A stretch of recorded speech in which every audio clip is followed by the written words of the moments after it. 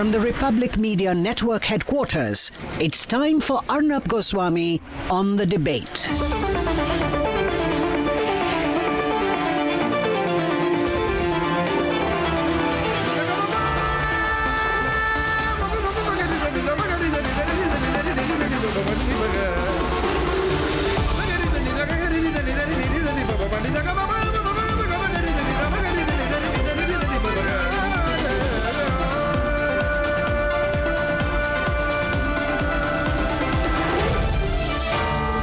Arnab Goswami on The Debate.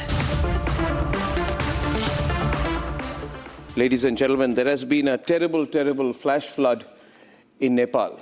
And right on top, on behalf of everyone here at the Republic Media Network, we want to say to the people of Nepal, the brave people of Nepal, that India is with Nepal, Bharat is with Nepal.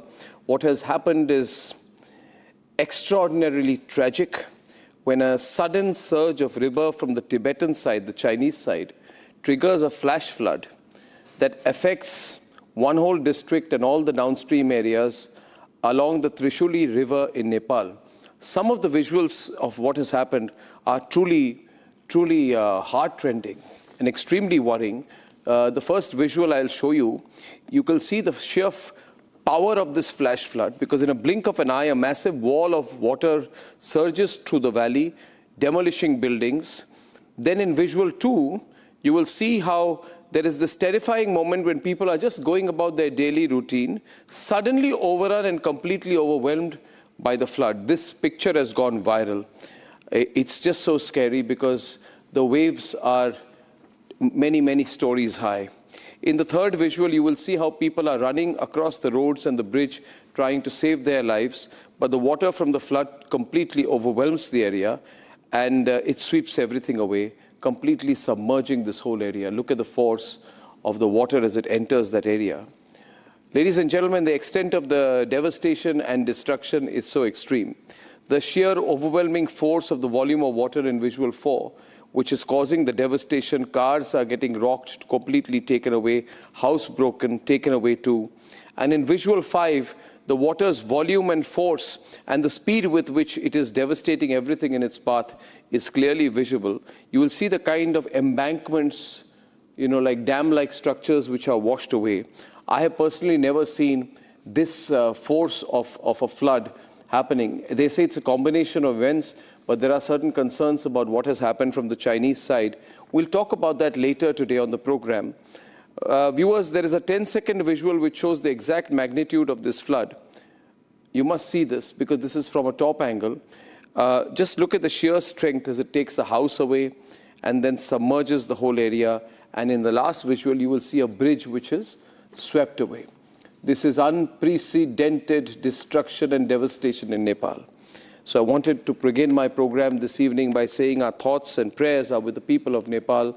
And at 8:35 p.m. tonight, we'll talk about what could have caused this flash flood in Nepal. Now I want to talk about a pro-Pakistani man, an anti-Indian man, an anti-Hindu man, and as I call him, the lamppost next to Trump, and his name is Zohran Mamdani. Zohran Mamdani says that RSS chief Mohan Bhagwat should not be allowed to come to the United States of America, to come to New York. And I want to tell Zohran Mamdani, shut up, Zohran, sit down, Zohran. You have nothing to do with India. You know nothing about India. The problem with people like Zohran Mamdani is because they are brown-skinned, they want to maximize the political impact of their brown skin.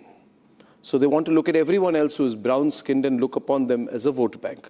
Zohran has nothing to do with India. Zohran is from Uganda. He's from Uganda. He's some 37 years old. His father is an Ugandan academic, Mahmoud Mamdani. His mother is a sort of America-settled filmmaker, Meera Nair. And Zohran Mamdani, therefore, has nothing to do with India. He has no understanding of India. He has never really spent time in India. He has no cultural affinity to India. And he's lied about India. In the past, he has said, because he wanted the Muslim vote, in the past, he's wanted the Muslim vote when he ran for mayor in New York, he said that I'm surprised that there are any Muslims at all alive in Gujarat.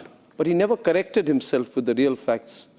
He never mentioned how many millions of Muslims are there in Gujarat. He never mentioned it because he wants the Muslim vote. Ladies and gentlemen, he's basically looking for creation of what I believe is a Muslim exclusionary state. And let me make a prediction today. This same man is dangerous. He stood like a good boy, like a lamppost next to Donald Trump after questioning Donald Trump in his campaign. But when he was face to face with Donald Trump, he stood like a cowardly, spineless lamppost, like a good boy, his hands in that position, which shows his defensive nature. But this man, ladies and gentlemen, I make a prophecy, is working towards the creation of an exclusionary Muslim state within the United States of America. He wants influence, and therefore he wants to, ladies and gentlemen, have that influence, get all the Muslim votes with him, and that's why he supports Umar Khalid. He wants to widen his Muslim vote bank. He supports Sarjil Imam. He supports people who say that we must use Muslim demographics to break up India. Can that tell you something about what he wants to do in the US? He will at one point of time turn into a secessionist in the United States of America. I would like to request all the Swaminarayan Mandir, which has allowed him in the past, not to allow this man anywhere close. BAP Swaminarayan Mandir, Ganesh Mandirs, all the Hindu temples in the United States of America should not allow this man who is anti-Hindu, who is a fascist, who is anti-Hindu, who does Muslim appeasement politics, who is pro-Pakistan, to enter a single temple. I would request Swaminarayan Temple in Queens, which has allowed him in the past, not to allow him. He is a fascist. And in fact, Hindus should rise against this fascism of Mamdani. Please do not take this man lightly. He just uses Bollywood music when he is elected because he wants to play on to a certain kind of Indian sentiment.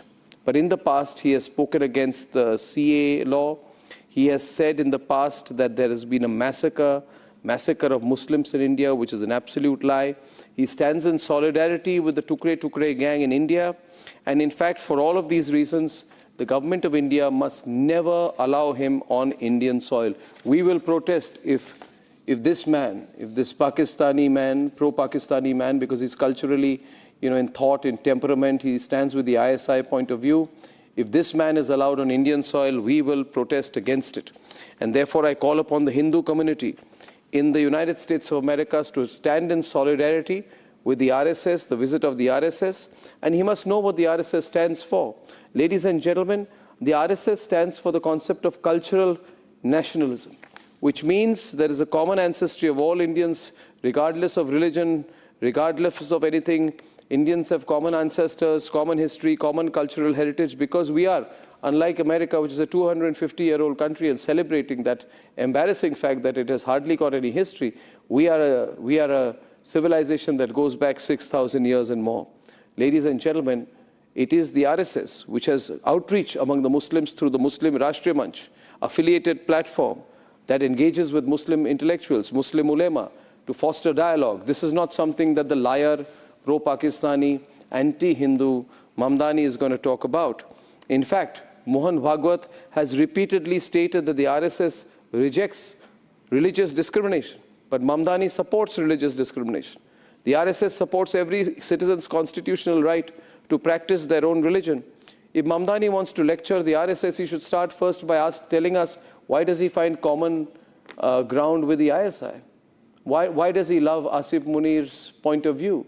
Did he speak one word when Hindus were killed and told by the terrorists there, sent by Asif Munir to read the Kalma, and because they could not read the Kalma and they were identified as Hindus, were shot at in cold blood, point blank? At one point of time, did this man speak any one word about it? Did he condemn that massacre in a single platform? Therefore, the world's biggest hypocrite, extreme political radical, and a person who I prophesize will want to work towards the creation of an exclusionary Islamic state within the United States of America. Therefore, everyone, Trump, conservative, Republican, everyone should be very, very wary about this man. He's a dangerous man. Watch out for him. As far as the RSS is concerned, whether in Madison Square or not, whether in a park or the street, I know that the people of New York, the Hindus of New York, will be with Mohan Bhagwat when he's there. More power to Mohan Bhagwat and to the RSS. As far as Mamdani is concerned, Mamdani, you're a fascist, you're exclusionary. People like you lead to the backsliding of democracy because you are intolerant by nature, and we have explained to the people what you're all about. I just wish Americans see through you sooner than later. पर आपको एक सवाल पूछना चाहता हूं। तुमने कभी किसी को वोट किया? कभी किसी को रैंक किया? From Bollywood songs to dialogues from popular Indian movies, flaunting his Indian roots throughout his mayoral campaign. Thank you to my family from Kampala to Delhi. And thank you to my wife Rama. Zohran Mamdani built his election campaign on India Connect and became the first Indian American mayor of New York. But he has been singing the anti-India tune all along. Now he opposes the Rashtriya Swayamsevak Sangh Chiefs event at the Madison Square. Not only as an Indian American, but also as the mayor of a city that believes deeply in the belonging of each and every person, no matter their color, their creed, their religion, their faith, wherever they're from. Should the rally be canceled, though, at MSG this weekend? I don't support the rally, but I don't know if the city has any jurisdiction on canceling a private event. During his stay in New York, RSS chief Mohan Bhagwat is expected to take part in Universal Oneness program, address a gathering of around 5,000 people at the iconic venue this Saturday. Looking at Mamdani's leanings, one would not be surprised at his stand. Of course, cancelling the event is out of his jurisdiction. His support for anti-India elements and Pakistan slices through his hypocrisy on what he calls vision of India. It's the same Mamdani who wrote a letter for Tukre Tukre gang's Umar Khalid, questioning his incarceration. He even called Indian Prime Minister a war criminal. His idea of diversity and inclusivity is exposed when he backed anti-Semitic movement. He backed the movement that called for the boycott of Israelis. He hosted Palestinian activist Mahmoud Khalil at his official residence, who celebrates the Hamas ideology. Perhaps even the duplicity as is coming across from Mr. Mamdani's statements in the media. He invokes pluralism and then he steps out to say, I'd like to see something stop. Now, I don't understand what kind of pluralistic mindset is this. And he seems to be no stranger to controversy. If one recalls correctly, his father seems to have written fairly controversial things about jihadis or terrorists being seen in the nature of army soldiers. Zohran Mamdani जो ये चलाते हैं stop Hindu hate, start Hindu hate, ये campaign क्यों तुष्टिकरण के कर रहे हैं जब उन्हीं के अमेरिका में खालिस्तानी रैली अलाउड है, हमास को वो सपोर्ट करते हैं, वहाँ मोहन जी भागवत का रीच आउट जो है 2 लाख हिंदू अमेरिकन्स को जो डॉक्टर्स हैं, इंजीनियर्स हैं, टैक्सी ड्राइवर्स हैं, राष्ट्रीय स्वयंसेवक संघ की दृष्टि से वो बोलते हैं कि हिंदू राष्ट्र का मतलब है वसुदेव कुटुंबकम, means that the world is your family. There is deep anger among the Indian American community living in New York and surrounding states. It's time that the nationalists call out the duplicity of the New York Mayor Mamdani.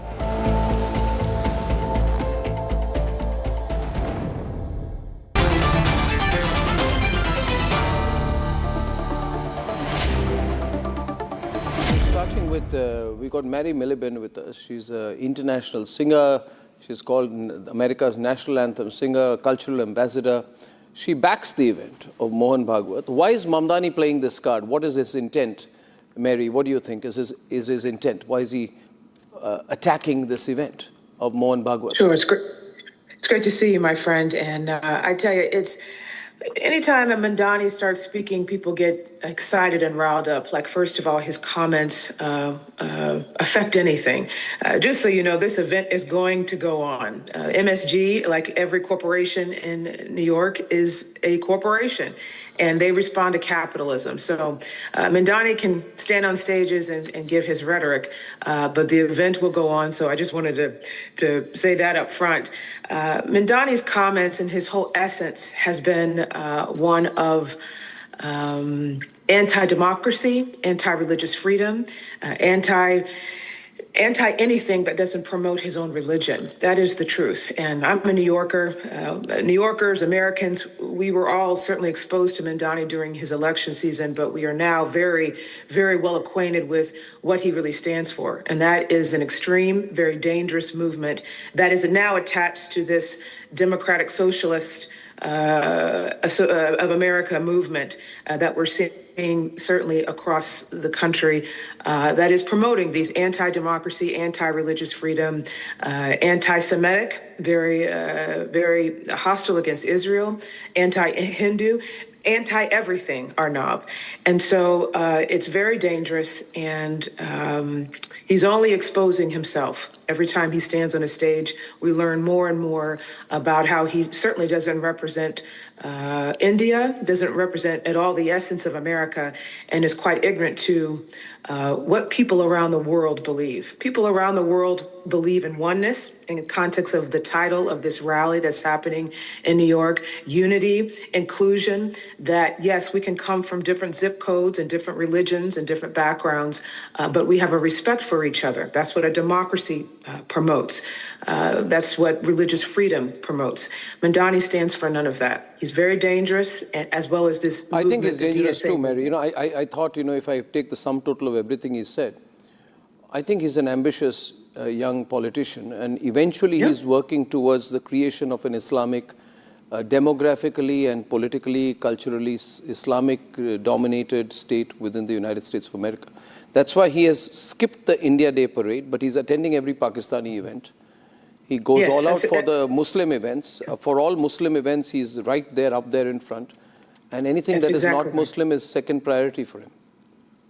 That's exactly right. And even more so, he is anti-Prime Minister Modi. As you know, Arnab, I'm a big proponent of the Prime Minister, his policies, and certainly how he has positioned India in the context of geopolitics. And so a lot of his comments are not only directed certainly to the RSS chief and the energies of what's about to happen in New York, but they're also directly directed to Prime Minister Modi and his leadership in India.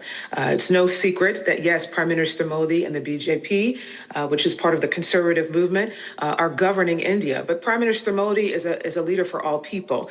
And Mamdani is completely against that agenda as well. So there's political dynamics going on, there's religious conversation going on, and the more he stands on a stage, the more he exposes that real agenda. And it's to what you just said. It is a very anti-democracy, anti-religious freedom, anti-everything. And it certainly does not represent who we are as Americans. I know it doesn't represent the Indian community. No. And after the way he's been talking, I began by saying today, just because you got brown skin, you cannot claim to have any Indian ancestry. He has got no cultural Indian ancestry. He does not identify with India, identified with Pakistan. He cannot be pro-India. And I think he's a bigger danger for America, because at some point of time, he will show his real colors and demand the creation of an Islamic state within the US. Mary, thank you very much. And thank you for standing up for what is right and what is good. And I hope you're going to be there at that event. Are you going to be there at the event with Bhagwat, with Mohan Bhagwat? Well, I just received an invitation. I'm in the middle of filming a documentary, so my schedule's a little tight. But if I can make it happen, I would love to be there. Certainly, as a Christian woman, to stand on the stage and be supportive of religious freedom, support my Hindu brothers and sisters, and certainly expose the dangerous agenda of the New York mayor. Well, thank you. Thank you. Such a strong and positive voice, Mary. Thank you for joining us. Thank you. Namaste. Thank you. Namaste. And the problem here, Tohin, is that in India there are people who stand with the pro-Pakistani, anti-Hindu, anti-India, coconut, Zohran Mamdani. You know, ironically, this is the biggest irony, Ratan Sharda, And I welcome Shelley Oberoi and Faizan Kidwai. First comment from Ratan Sharda on this. Yeah? Mr. Sharda? On what ground is Mamdani considered to be Indian Muslim? He is a third generation person from Uganda. And he claimed that I was perhaps the last, Gujarati Muslim living outside in India because all other Muslims in Gujarat have been massacred. My God. And while Gujarat Muslim population is increased by nearly 10% during that one decade, when he was said that all... and he never apologized for that comment. He never apologized for that comment. Yes, and he has never spoken about attack on the Kurds, the Christians, the Yazidis in Nigeria, Sudan, Iran, Iraq, never. He has not spoken about the persecution of minorities in Pakistan, in Bangladesh, never. And he has not even got any, he has criticized 370. Why? Because the Islamic tradition of Kashmir, which saw all the Kashmiri Hindus out, was Rali, Chali, Ghalib. Does he support that? No, I just want to, let me get in Faizan Kidwai. Let me get in Faizan and Shelley from SP and AAP, and then I'm going to let Tuhin respond to both of them. You see, Faizan and Shelley, I ask you, Shelley, are you pro or anti-Mamdani? I would say you must be anti-Mamdani because he has boycotted the India Day parade and gone for every Pakistani event. You can't find common cause with him because he's seen to be anti-Modi. Yes. Arnab, first of all, I would like to say that it is so ironic to see that RSS, an unregistered organization, and BJP wants to speak about unity overseas, where those organizations are being accused of fostering the religious polarization. It is very unfortunate to see that opposing that event, and that raises a serious question about how such organizations are being perceived internationally. Because BJP, its politics is based on two things. Number one, splitting and breaking the parties. Number two is religious polarization. Rather than focusing on the strengthening organization, strengthening the democracy, rather than addressing the issues like education, rather than focusing on the issues of unemployment, inflation, they have been focusing their focus has been shifted to political engineering, and they have been fostering the religious polarization. It is so ironic to see that such organization wants to talk about on the left, and majorly, how you can say that? I don't know what people are perceiving the mayor of New York, but I think he has Indian roots. He has described himself proudly, representing both the heritage. His mother is Indian origin. She was born in Rourkela. She was brought up Shelley, you're giving me his whole Wikipedia profile, if I may. I ask you one thing. Can anybody, and please measure your words carefully when I say this. Tuhin, I said I'll go to them both and then come to you. I say today that if you are anti-Ram Mandir, you cannot be pro-India. If you are against the Ram Mandir, if you are against the Ram Mandir, then you cannot be pro-India. Mamdani was opposed the Ram Mandir float in the India Day parade in 2024. Second point, if you are pro-Pakistani, you cannot be pro-India. I ask for Faizan. So you have to understand Faizan and be mature about it, okay? Because today is the point where all Hindus are watching you. Indians are watching you, right? And you want to tie up with this man or support him just because you think he has common cause against Modi will be short-sighted. So my question is, anybody who is anti-Ram Mandir cannot be pro-India. The Ram Mandir is part of our civilizational heritage. Secondly, if you're boycotting an India Day parade, you cannot be pro-India. Okay, do you Mr. agree with my Goswami, good evening statements? to you and to the fellow panelists. Now, I just hope you give me uninterrupted time. See, first of all, what Mamdani has to say, I have nothing to do with Mamdani, to hell with him. I'm more concerned about what my country is, what the things that are happening in my country. Unfortunately, you say that anybody who is questioning Mr. Bhagwat and this event of RSS is anti-India. So first of all, Bhagwat, neither RSS, they represent India any which way. Mr. Bhagwat is not part of the government. This is not a government function. So everybody has the right to agree or disagree. I disagree with the ideology of RSS, and not only me. I'm giving you a few names: Hindus for Human Rights, Sikhs Coalition, Dalit Solidarity Forum, Interfaith Center for New York, Save Americans from Hindutva, Jews for Racial and Economic Justice. There's an activist, Peter Frederick, several politicians and organizations from Canada and UK, and then there's USCIRF, which has been a staunch critic of the human rights violation in Pakistan. That has also criticized RSS event this time. So when it is critical of Pakistan, what is there to criticize in an RSS event? What is there to criticize, Bhaiya? What is there to criticize in an RSS event? Listen. I want an India. I want now. You 1 minute. You want CJP to be there in Madison Square Garden or what? You got dirty CJP I have no mindset. issues with anybody going there. But the problem is, see, Mr. Goswami, those who love India will not tolerate an organization which says this tricolor is evil. Bullshit. Listen to me, complete bullshit. I'll tell you why. I'll tell you why now. I'll say this to you. I'll say this to you. The world's #1 pro-Pakistan hypocrite. Listen to me, Faizan. I can also raise my voice. I've anyway come back after 2 days on television. And I can filibuster more than you, but I won't now. Listen to me. My question is, Mr. Goswami, Mr. Faizan, Mr. Faizan, it's a very pertinent question. Let me ask you this. Then you ask the question and keep quiet. And Hindustanis are listening to you, sir. Yeah. RSS tried to humiliate Hindus by saying they won't respect the Tiranga, they won't respect the Constitution. The Hindus, the Sikhs, the Muslims, the Christians, everybody gave a tight slap to RSS and gave the rebuttal in their solar plexus. So RSS has been a frustrated organization ever since. And Mr. Goswami, this is not a cultural event. RSS is doing a political program. Okay, now, the head of the organization. One minute. All I'm saying is, okay, now have you finished? I want to make a short response and let Tuhin respond because I'm a Democrat unlike you. Now all of you listen to me. See, Tuhin, give me a moment, Tuhin, please let me. See,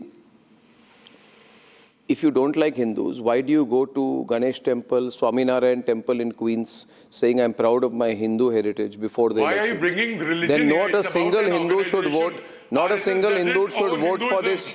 RSS doesn't own Hinduism. Majority of Hindus are standing against RSS. Yeah, second point majority of Hindus are standing against RSS. Okay, so I just gave you the name. Now you can go on dreaming. You can go on dreaming. You can go on dreaming. Anyone who loves the nation, except for right-wingers. RSS is very strong. The right-wing, conservative, you can call it. I believe in conservative. I think Hindus are politically united. And before I come to you, Mamdani is an opportunist because he says I'm brown skin. There's a large economy called India. I can benefit from being associated as an Indian. I'll play Dhoom Machale in my inauguration address and think that I'm Indian. I will go to the mandirs and say I'm a Hindu. And then I will boycott the India Day Parade after I'm elected. I call upon all proud Hindus to boycott and cancel Mamdani. Put this out there. This man is an opportunist. He's a political leech. And I'd like Tuhin to respond to this extraordinary situation. He's not important. Can I make my point? Yeah, Arnab, allow me. Oh yeah, he's important. Tuhin, there's a question for you, allow my me some friend. time, You're a reasonable person, Tuhin. I'm sure you'll listen to what I have to say, and then do respond to him. I don't need any certificate from you about whether I'm reasonable or not. Number one, no, I've heard all your questions, the cliched questions. Now allow me. 1 minute, please. 1 minute, please. Let Tuhin speak. Don't try to cancel Tuhin. Don't behave like a woke, which you are. 171 crores to 20. I say boycott Mamdani. Hashtag boycott Mamdani. Cancel Mamdani. Don't allow Mamdani. Put him on a no-fly list. Let him never set foot on Indian soil. Let him know Indians have boycotted him forever. I need to make some. Yeah. Arnab, I need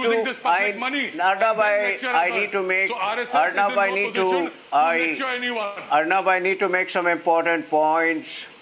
Arnab, I think I need to make some important points. I think my Samajwadi. Tuhin, you'll have to be louder. Samajwadi is trying to cancel you tonight. Can you? No, I don't need to be louder. The Samajwadi party person needs to just keep quiet. No, Samajwadi. Arnab, first of all, to the compulsive So we are not going to shut up. Because look at I think this is very unfortunate. You're being very impolite. When I start talking, Faizan, let him speak. Faizan, I went to the BJP last on my program. I went to the BJP last on my program.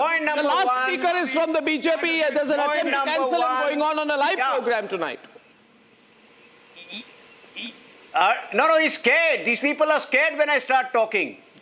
Arnab, point number one, to the usual suspects who compulsively demonize the RSS, let me just give them one simple advice. If you look towards the sun and continue to spit, the spit is going to fall on your face. For the last 100 years, RSS has only and only grown. You say that it is, it is not an organization, it is a body of individuals, which is perfectly legally valid. Number two, now coming to Mamdani. Arnab, sadly, Jinnah's flawed legacy, Jinnah's vicious legacy continues to inspire certain politicians across the world. In India, it is the likes of Rahul Gandhi and Pawan Khera. In America, it is now Mamdani. Look at how hypocritical this person is.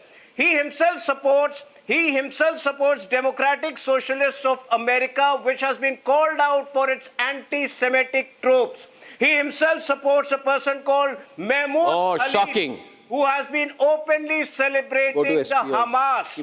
And he condemns UCC, which is all about equality, which is all about women empowerment. He's the same person who supports violent mobilization against Israel. But when it comes to RSS, he starts sermonizing about equality and how RSS is exclusionary. Okay. I would suggest would you just to Mamdani spend some time with the... No, I'm not done. Spend some time with the Muslim Rashtriya Manch. You also spend some time with the Muslim Rashtriya Manch. You will... Arnab, very important point. The same future Arnab, I have a sore throat. Let me complete. The heckling needs to stop. You can carry on once I complete my point. Arnab, the importance of RSS, why these people are so scared, why these people are so upset with RSS. RSS teaches Muslims to align their interests with the national interests of the country they live in. I'm not interested in what you say. I am addressing... Come on now, come on Faizan, what are you doing tonight? What are you doing, man? How are you behaving tonight? Arnab, how is he behaving tonight? Why these people hate RSS, I'm going to tell you. Because RSS teaches... I'm not interested in responding to your... I'm not interested in responding to your heckling. I am more inclined towards... He wrote a book, I Cannot Be a Hindu, because you people were not eating the food that he got. Oh, come on now, Faizan! Faizan, this is terrible. You're exploiting his poor throat. Justice ideology you people have. What you people? What ideology do you have? Arnab, let me... Why the Samajwadi Party hates... Why the Samajwadi Party hates the RSS is very simple. RSS teaches RSS wants Muslim to align their interests with the national interests of the country they live in. They want to create ghettos within India. Mamdani wants to create... I wish to bring a go to the AAP representative Shelley Oberoi once more. Preach. Shelley. First learn and then preach. Shelley, 1 minute. Yeah, Shelley, 1 minute. Shelley, listen. Shelley. I think that CJP supports Umar Khalid and Mamdani supports Umar Khalid. AAP supports CJP, which supports Umar Khalid. Is Umar Khalid the common factor between AAP, CJP and Mamdani? Is Umar Khalid the common factor between AAP, CJP and Mamdani? Today's debate issue. It is. Arnab, I think what are you pro Umar Khalid? Arnab, are you pro Umar Khalid? Is AAP pro Umar Khalid? What you are asking right now... Is AAP for or against Umar Khalid? He is anti-India.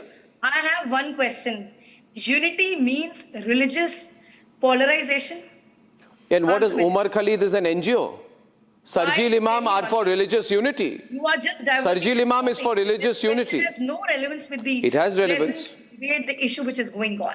My simple question is, radical. Unity means he's a sophisticated Islamist. Polarization. BJP has been working on two things. Number one, splitting and breaking the parties. Number two, religious polarization.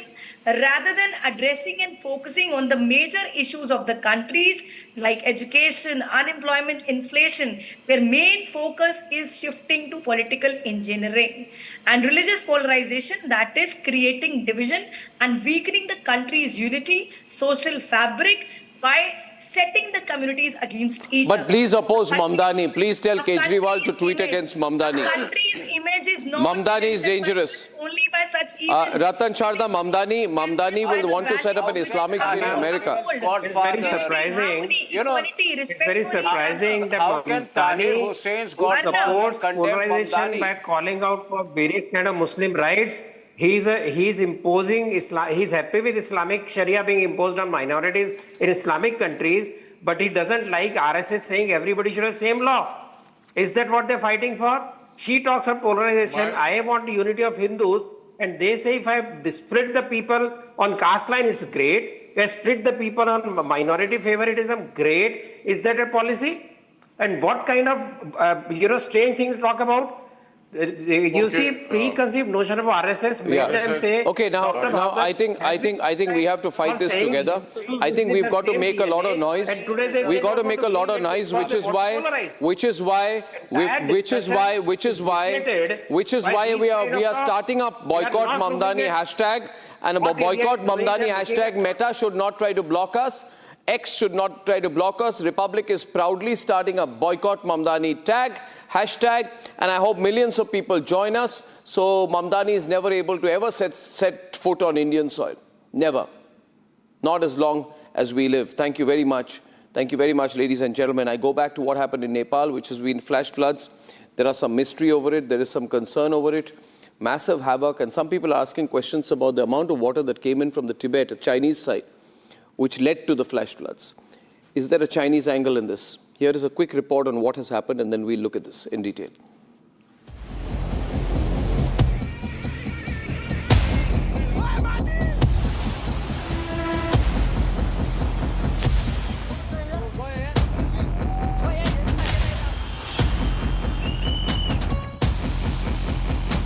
An earthquake, avalanche, flash floods, a big tragedy in Nepal.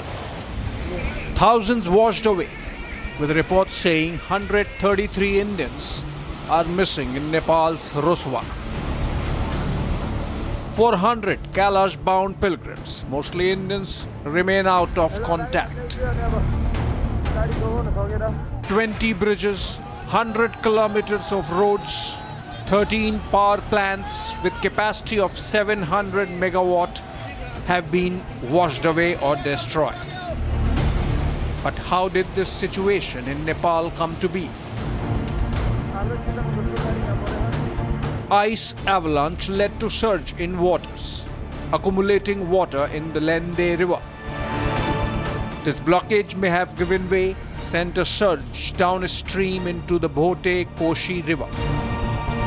Earthquake likely struck Tibet around the same time, leading to the flood surging, a phenomenon called GLOF, or Glacial Lake Outburst Flood.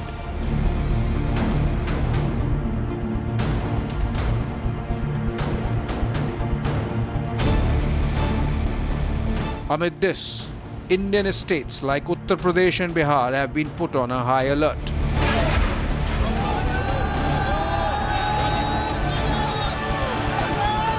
Prime Minister Modi has reached out to his Nepalese counterpart, Balen Shah, promising quick humanitarian assistance. Indian Air Force transport aircrafts are on standby, ready to take off for relief and rescue ops. The situation in Nepal remains grim, with thousands out of contact. Rescue operations remain underway.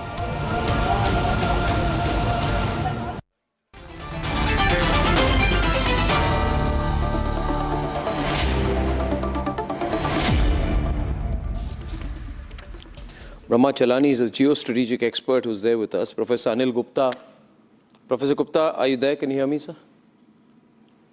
Hello. We also have with us the former Foreign Minister of Nepal, former Irrigation Minister of Nepal, NP Saud, with us. Dr. Chelani, let me start with Mr. Saud first. It's becoming very difficult to understand the scale of this disaster. It almost seems so immediate. What, if there's one reason you can pinpoint for what happened, what would that be, Mr. Saud? The situation in Himalayan range is very vulnerable. The ecosystem is changing. So the lakes, the glaciers are very vulnerable in the Himalayan range. So the glacier outbursts take place, and this incident happened. Thousands of people are missing now, and hundreds has been found dead. The situation in the country is very difficult now. The government is on alert, and people are missing their keys. So situation is very complicated now. We were told, there's been some report which has come out that this has been caused because of Chinese specific constructions, Brahma Chelani, in the Himalayan region.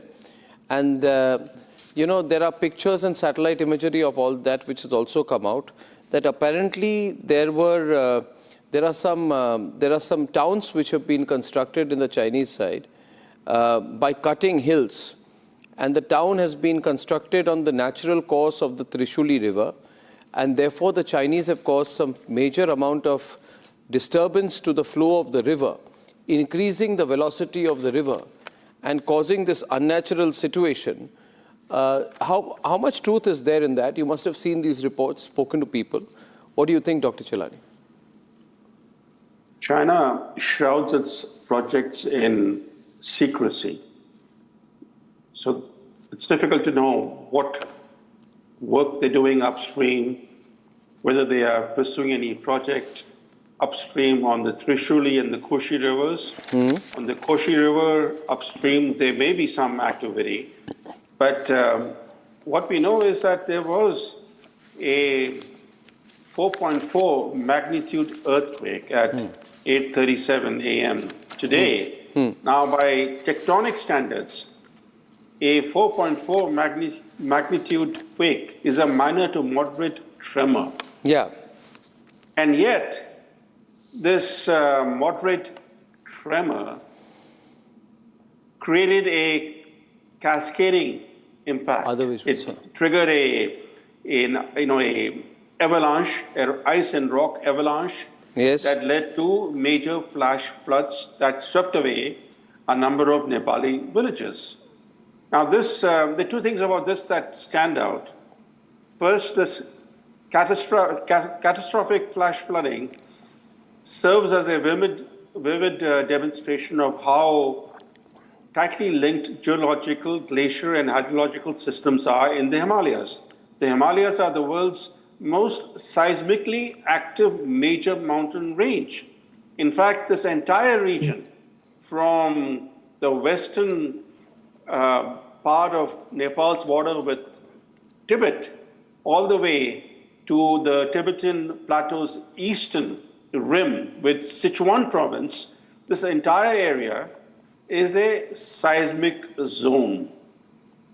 And this latest disaster will renew global attention on China's folly in persisting with the construction of the world's largest dam in the middle of the Himalayan seismic zone. This largest dam is coming up on the Brahmaputra, just kilometers from the Indian border. In fact, there have been warnings from Chinese scientists, from state-linked Chinese scientists about the geological threat to this super dam. This is a water bomb in the making. And I think that now that even a pretty moderate quake has caused a disaster, there will be greater global concern over what China is doing. And we should not forget that in this Himalayan seismic zone. There have been devastating earthquakes over the decades. There was this 1950 Assam earthquake that caused such havoc in Assam. And just last year, there was this powerful Myanmar earthquake, whose tremors traveled all the way to Bangkok, which is 1,000 kilometers away. And now we have this Nepal-Tibet border disaster. And I think all this is going to renew attention on what China is doing. What China is doing is basically assembling a ticking water bomb. So this is deliberate in a way, isn't it? This is deliberate. They would know the impact of this. Well, they would know because their own scientists, in a recently published paper in a state-linked geology journal, have said very clearly that this construction site poses serious geological hazards. In fact, they conclude that the terrain has quote-unquote loose structure and weak cohesion.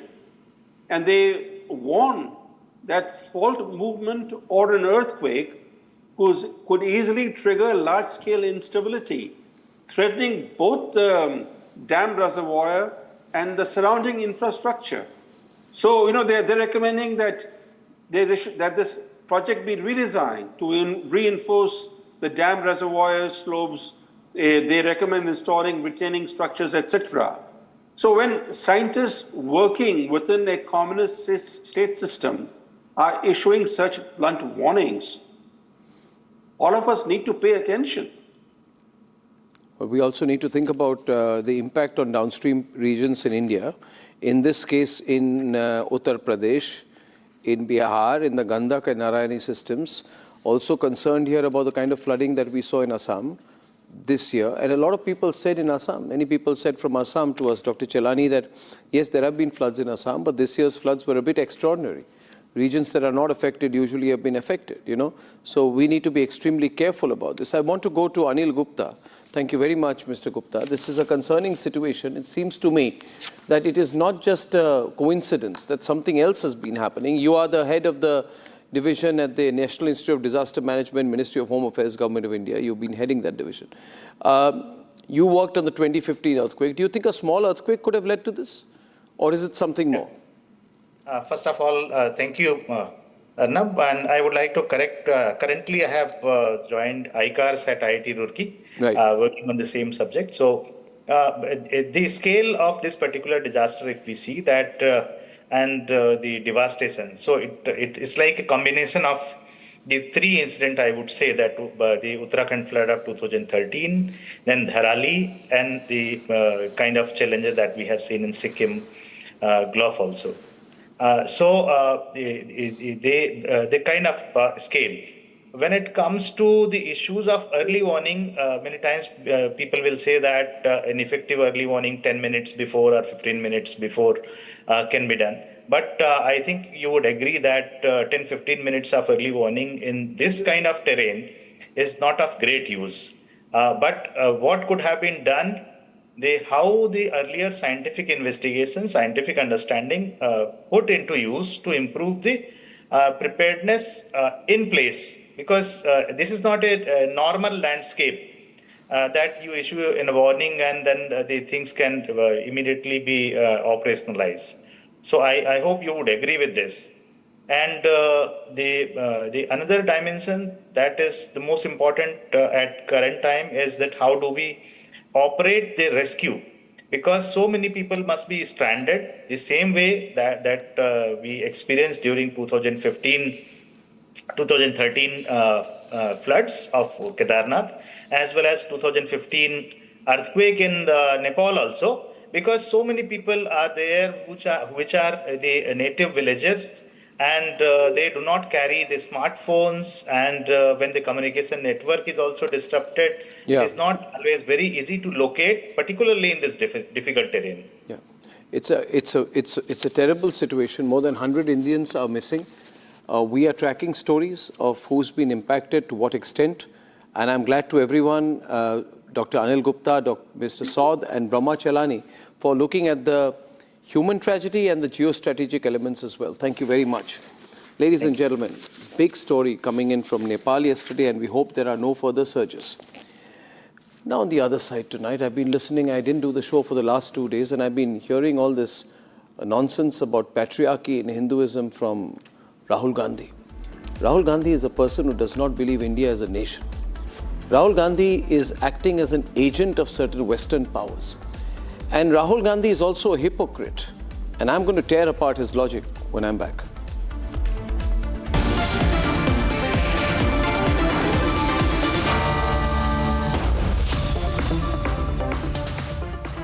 Best हरा board दिखाना सबसे dependable century HDF premium plus trial लूंगा sure water resistant है strong है high density wood fibre structure advance German adhesive bonding solid defence trial में pass century के 40 सालों का भरोसा हरे बोर्ड का असली boss century HDF premium plus रंग रंग रंग रंग रंग रंगीन रंग रंगीन रे देखो कैसे भी हो दिन रंग बना रहे बोझ पेंट्स रंग बना रहे Amity has been ranked India's #1 not-for-profit private university for 11th year with top 10 ranked institutions in management, engineering, biotech, law, masscom, telecom, hospitality, fashion and more. Yet another top ranking for Amity University. I wake up wearing someone else again. Don't let it slip. I'm losing grip. I don't wanna be safe anymore. Finding myself. That's my moment of Sarah. Papa.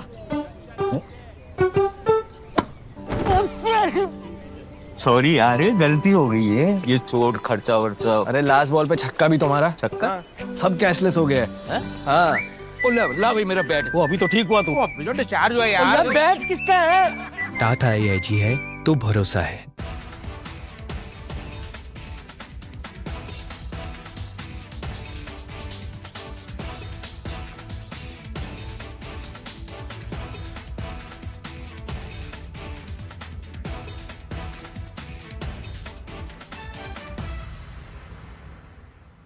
ايش عملتي ما عملتيش شيء يا حبيبتي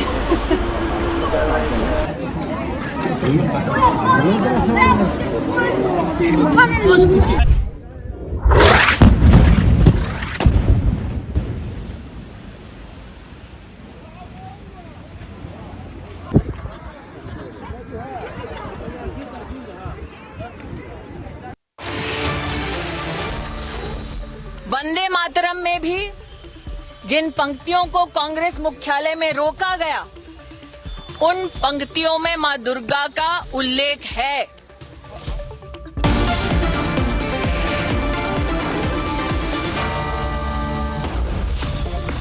best हरा board दिखाना सबसे dependable century HDF premium plus trial लूंगा sure water resistant है strong है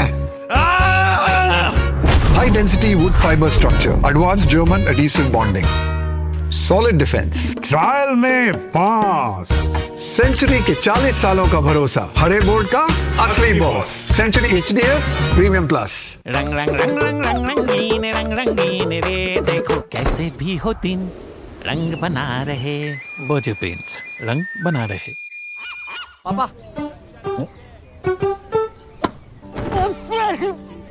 sorry यार गलती हो गई है ये चोट खर्चा वर्चा अरे लास्ट बॉल पे छक्का भी तुम्हारा छक्का सब कैशलेस हो गया है हाँ ला भाई मेरा बैट वो अभी तो ठीक हुआ तू अभी तो डिस्चार्ज हुआ यार बैट किसका है टाटा AIG है तो भरोसा है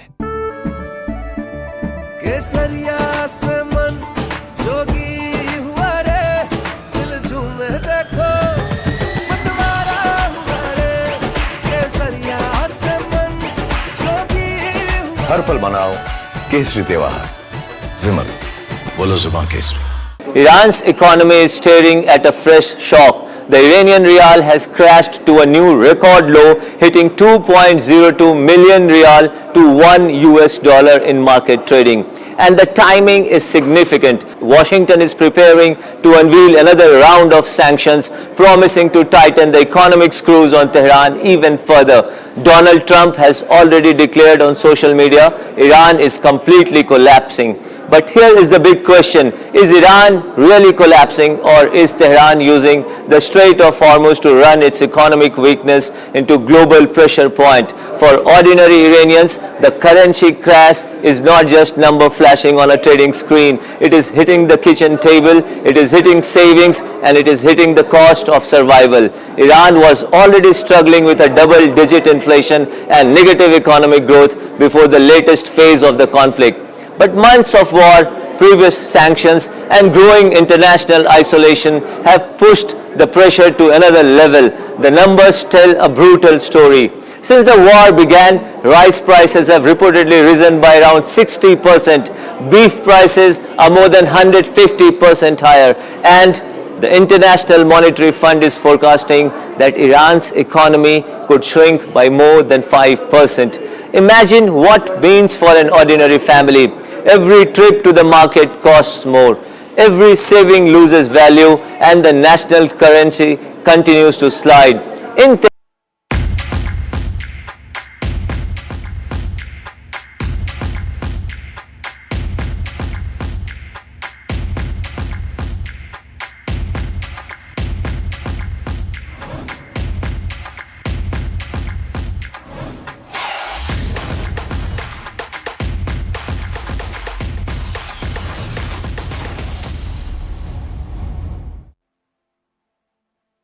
I wake up wearing someone else again. Don't let it slip. I'm losing control. I don't wanna be safe anymore. Underneath, there's a Finding myself. That's my moment of Sarah. पापा sorry यार, गलती हो गई है। ये चोट खर्चा वर्चा। अरे लास्ट बॉल पे छक्का भी तुम्हारा। छक्का? सब कैशलेस हो गए। हाँ। ला भाई मेरा बैट। वो अभी तो ठीक हुआ तू। जो डिस्चार्ज हुआ यार। बैट किसका है? टाटा AIG है तो भरोसा है।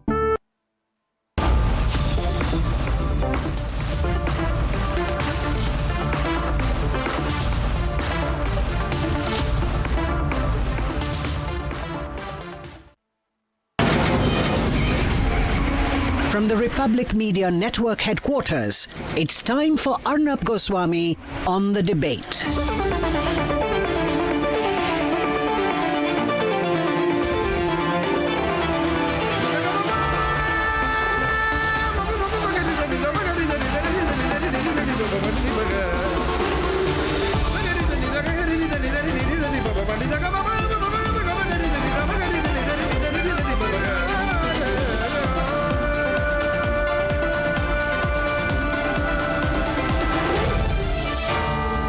Arnab Goswami on the debate.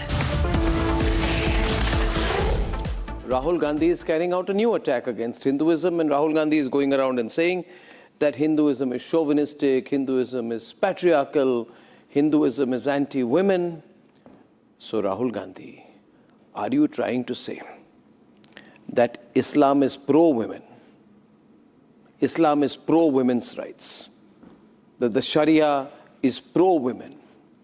Are you trying to say that? Are you trying to say, Rahul Gandhi, that Muslim personal law gives women more rights than Hindu families have? You're talking about the Manusmriti. What a liar you are, Rahul Gandhi. You talk about the Manusmriti, you keep repeating it because you want to create a negative stereotype about Hinduism. Therefore, you want to take out one line, put it out of context, and say that Hinduism is patriarchal. Rahul Gandhi, you are such a liar. The same Manusmriti in chapter 9, verse 130 says a daughter is equal to a son.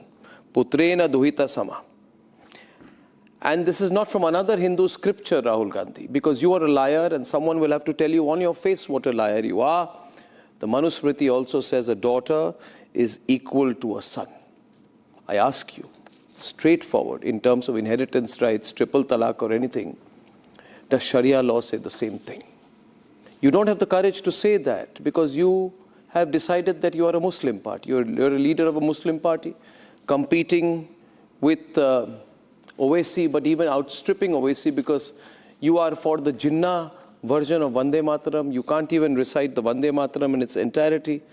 Ladies and gentlemen, I ask you tonight, should we take this kind of rubbish from Rahul Gandhi for granted? Should we allow him to take one line, 3 words here and there from our religious texts and say whatever the hell he wants? Ladies and gentlemen, I'd like to quote from the same Manusmriti chapter 2, verse 145, English translation in simple terms says the following. It says, a teacher is worthy of great respect. A father deserves even greater respect. And can we take that graphics off because that is not Rahul Gandhi's quote. And that's where my production team makes mistakes. Can that please be taken off? It is a quotation from Manusmriti which says, a teacher is worthy of great respect. A father deserves even greater respect. But the mother surpasses 1,000 fathers in honor. How dare you, Rahul Gandhi, call Hinduism patriarchal? How dare you? You are a supporter of the hijab culture, Rahul Gandhi. You want people to come to your stage wearing a hijab, even if they are uncomfortable about it.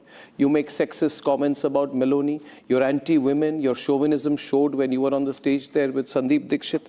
But you have the temerity to question Hinduism. Ladies and gentlemen, I can go ad nauseum. This man, sometimes I feel he doesn't deserve my response because he goes on foreign soil and says, India is not a nation. But let me quote what else the Manusmriti says. The Manusmriti says, where women are honored, the gods rejoice. This is not something the anti-Hindu Rahul Gandhi is going to ever quote. I'd like to translate from Sanskrit to English. Where women are honored, the very gods are pleased and dwell with delight.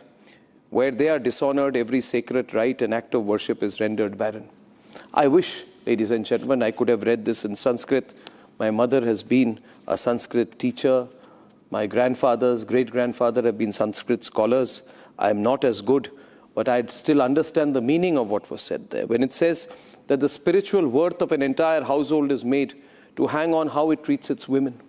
Which religion, which culture in this planet gives women that stature, that respect which they deserve? The same line, in fact, appears in the Mahabharata. So it is a settled principle of the great Hindu tradition, not a stray sentiment. But Rahul Gandhi is a shallow man. He's a man nearing retirement age who still does not tell us fundamentally whether he's a practicing Hindu. He's just a person who goes temple hopping because he thinks it will get him the Hindu vote. Ladies and gentlemen, I must also read another part of Manusmriti and translate it from Sanskrit to English. Says, fathers, brothers, husbands and brothers-in-law who desire their own welfare must treat the women in the house with honor and provide for them as well with honor. And it also says a family, Manusmriti 3.57, a family rises or falls with the happiness of its women. The family in which women are made to grieve swiftly goes to ruin, while the family in which women have no cause for sorrow flourishes without end. I ask you honestly, ladies and gentlemen, will we allow this nearing retirement age, woke, anti-Hindu, supporter of the Tukre gang, Rahul Gandhi, to get away when we know our religion? Our religion says, Manusmriti 3.59, honor women at every festival and occasion. Ladies and gentlemen, our tradition says in Manusmriti, women are supremely blessed, worthy of worship. Worthy of worship. And the very light that illuminates at home, within a household, there is no difference between a woman and Lakshmi. The woman is the goddess of fortune herself. My dear viewers, this is not about just saying, I will not believe in Vande Mataram. No. This is not just about saying that India is not a nation. This is not just about saying that Hinduism is patriarchal. This is about absolute hypocrisy of an anti-Hindu Rahul. I can give you example after example after example. But we must now run a counter movement, which we will run here right from Republic. We will expose what Rahul Gandhi is trying to do in this country by trying to divide Hindus. And Rahul Gandhi, I want to tell you, you will lose and we will win. You will fail because you are anti-Hindu. You do not understand that by running on Hindu civilizational heritage, by trying to be a pseudo-American, a country with just 250 years of confused history, you are running against the sentiment of the people of India. That is why you will lose. I am not saying that everybody who follows Muslim personal law is anti-women. But I want Rahul Gandhi to have the guts which he doesn't, have the spine which he has to yet discover, have the honesty to admit that Sharia law is patriarchal. It is anti-women. Come, Rahul Gandhi, if you have the guts to face me once again after 11 years, because you know what happened the last time we met. Face me.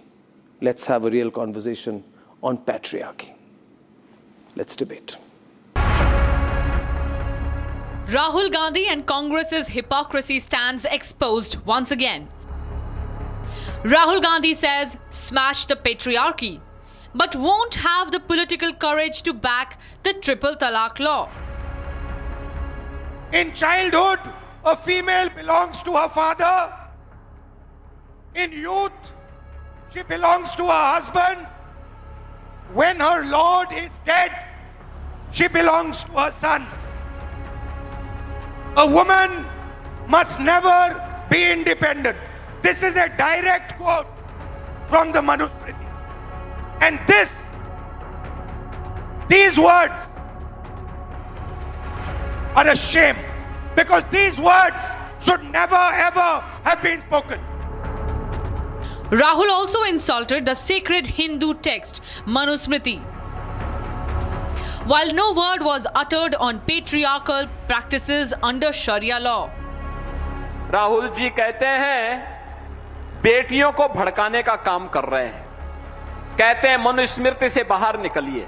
आपको मनुस्मृति को मानना है मानिए, नहीं मानना है मत मानिए, लेकिन मनुस्मृति की अच्छाइयों को भी बताइए और बुराइयों को भी बताइए, बहस करिए इस पर। Ironically, Rahul's comments come just days after he was seen laughing at a party leader's sexist joke on Italian PM Meloni. इनके माइंड में घुस गया कि foreign policy is this.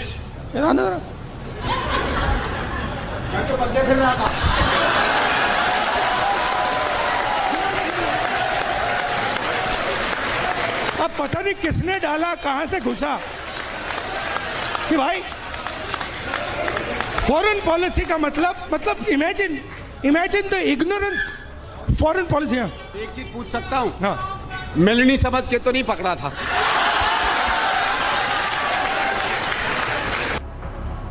As expected, criticism started flying in, with BJP questioning Rahul's selective patriarchy stand. क्योंकि अगर patriarchy smash करनी है तो फिर ये तो कांग्रेस पार्टी से ही शुरुआत करनी चाहिए ना राहुल गांधी जी को। I want to call out the hypocrisy of Shri Rahul Gandhi as well as his Congress party. ऐसा लगता है कि अब नेता प्रतिपक्ष राहुल गांधी केवल और केवल मीम्स और रील वैल्यू के लिए ही बयान देते हैं। Leader of a party that openly backs hijab, opposes triple talaq law, now tries to become a champion of anti-patriarchy.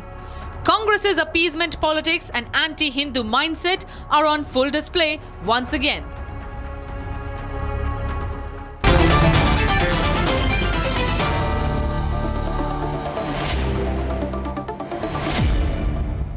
So fundamentally, ladies and gentlemen, we began the debate by proving how Rahul Gandhi is anti-Hindu. And there are two kinds of Hindus, Dushyant, Sridhar. There are Hindus who are proud to be Hindus. And then there are Hindus who, like Rahul Gandhi and Ratnakar Tripathi, are embarrassed to be Hindus. Shame on them.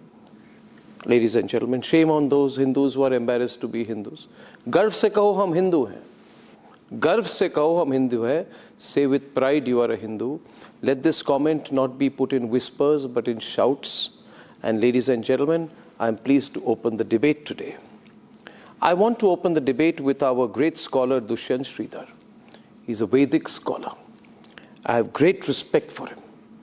You should hear his podcast, read his fantastic book, and understand how at a relatively young age, he is a repository of wisdom, not from a single verse, but thousands of texts, 5,000 years of history, where we say proudly, Dushyant, if you don't understand Hindu civilization, you can never understand Indian civilization. Bharatiya Sanskriti is centered around Hindu Sanskriti. This is a fact, right? Dushyant, our dear hypocrite Rahul Gandhi says that Hinduism is patriarchal. Could I have a substantive response from you on that? Namaskaram, Arnab, and namaskaram to my fellow panelists, and namaskaram to all the viewers who are watching us on Republic. Very quickly, Arnab, I'm not here to, I'm not political. I'm not going to use this first thing stating, what about the other religions? That's not my forte. No. Second thing, I am never going to say that this is an insertion. This is there in the Manusmriti. But we need to first understand the context in which it is said so that the viewers get benefited. On one side, Manusmriti says, I'm just quoting the text. It says in one place, Pita rakshati kaumare bharta rakshati yauvane rakshanti sthavire putra na stri swatantriyam arhati. The simple meaning is, the woman is protected by her father till a certain stage, then by her husband, then by her sons, and therefore she lacks independence. This is the exact translation. Point number one.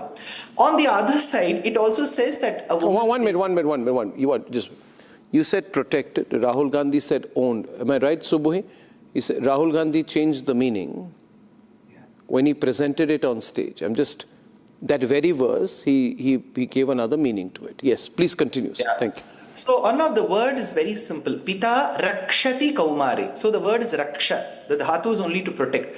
That aside, on the other side, we have multiple statements. You've quoted at the Upodghatam, the introduction itself. Yatra naryastu pujyante vasanti tatra devataha ramanti tatra devataha. Woman is to be respected, and that's where all the gods reside. How do we reconcile between the two? The context. The context is very simple, Arnab. In that particular verse comes in a place where the sacrifices are performed, which we call yajna havan, through fire.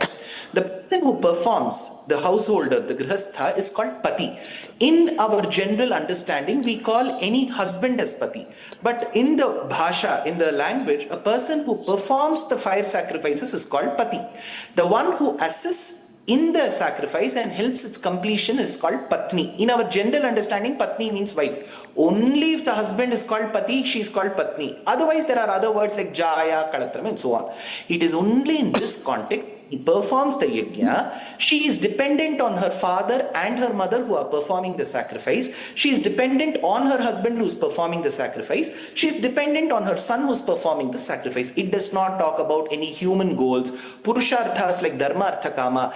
And if that were true, if the statement is generic, stating that a woman can never be independent, then we will never have a Rani, a queen called Meenakshi, who rules Tamil Nadu. We will never have a Rani called Rudramma Devi. We would never have a list of people like Lopamudra, Godha, Gosha, Vishwavara, Apala, Aditi. They are all women who have been ranked at par with Maharshis called Brahmavadinis. So we wouldn't have any of these women writing poems like Gangama Devi, who wrote a poem called Madhura Vijayam. So we had poets, we had dramatists, we had Brahmavadinis, we had queens, we had fighters, our devatas, we just had Varalakshmi Vratam. Soon we will be having Navaratri.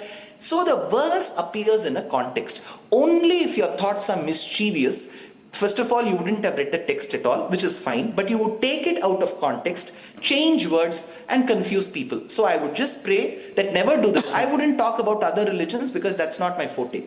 I would just say, restrict yourself because, Arnab, just one last statement.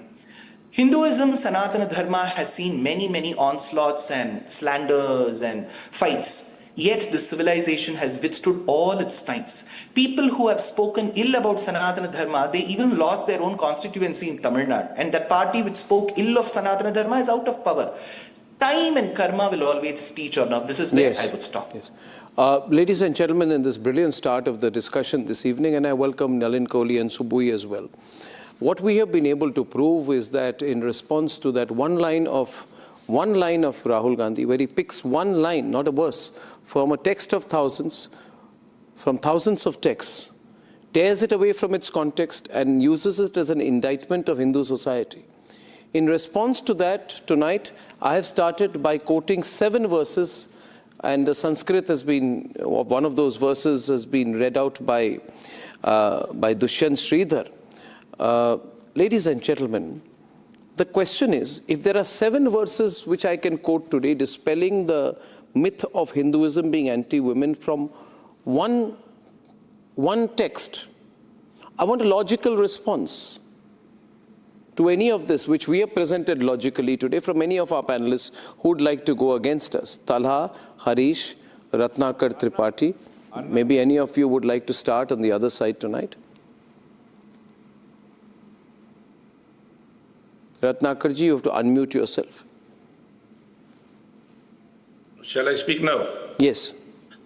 Dushyantji, can you tell me about the meaning of this sloka of Manusmriti, chapter 9, verse 14? Sabhavesh narinam naranam hi dushanam atos pat prayattante vidvanso hi pramadjana. Can you just repeat the number so that I can... No, 1 minute. Can you repeat the number? Because one second. Ratnakar, he's asking you something.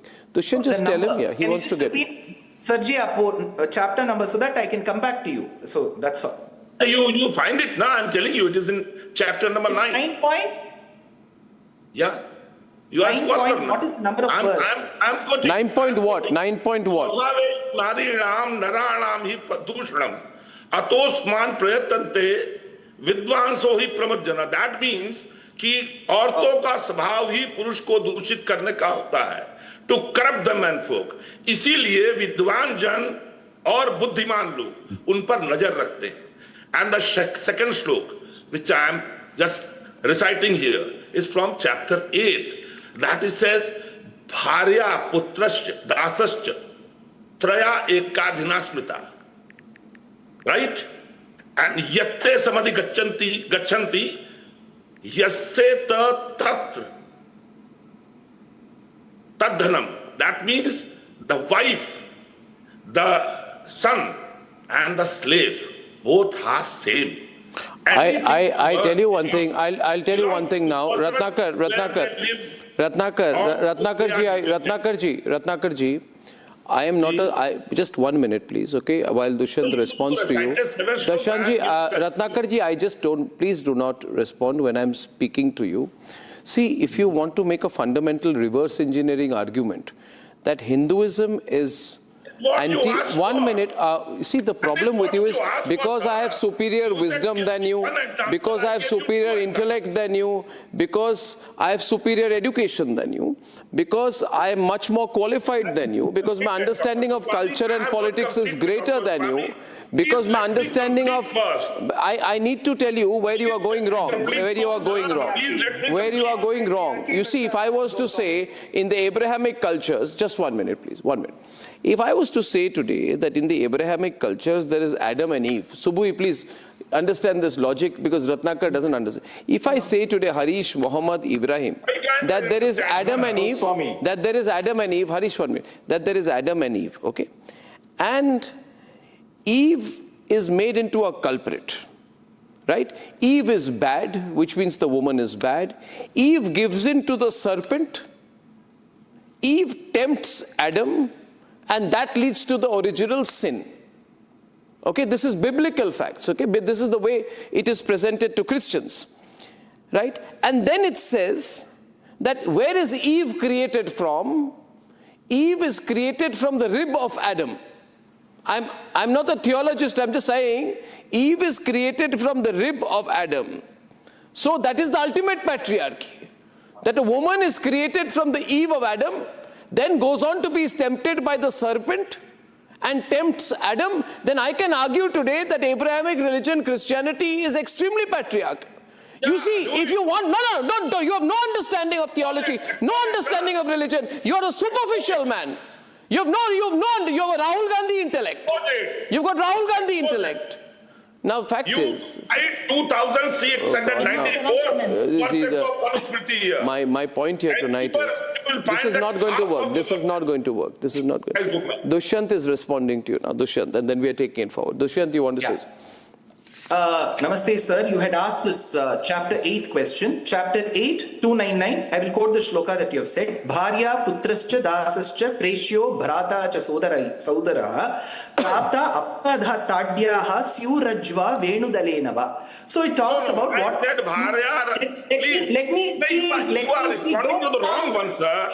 You are... He's a Sanskrit scholar. He's going to expose you nicely. Listen. You are responding to the wrong slope. Do not play this urchin behavior here. I am reciting the slope. Listen to me in academic debate. 1 verses 3. Don't behave like a street urchin, Dushyant Sridhar says tonight. Dushyant Sridhar tells Ratnakar Tripathi, don't behave like a street urchin. Or no, I think now, this context, reduce his volume. Let Dushyant speak. Tasya only I'm telling you. Now the thing is, this talks about the punishment that needs to be louder, Dushyant, louder. Committed a fault. 4 verses before that, it talks about a person, if he is a learned scholar, a Brahmana, he is to be killed. Here it says, since you are so learned, if you commit the mistake, you are to be killed. If you are not exposed to that level of learning, then you will have to be hit. That's the rule then.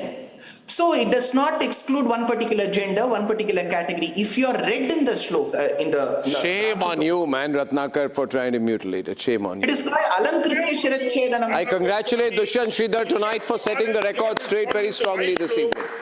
Yeah, because abhi bahut ho gaya. Now Subhi, I have come to Nalin last today. I want to Subhi. According to Rahul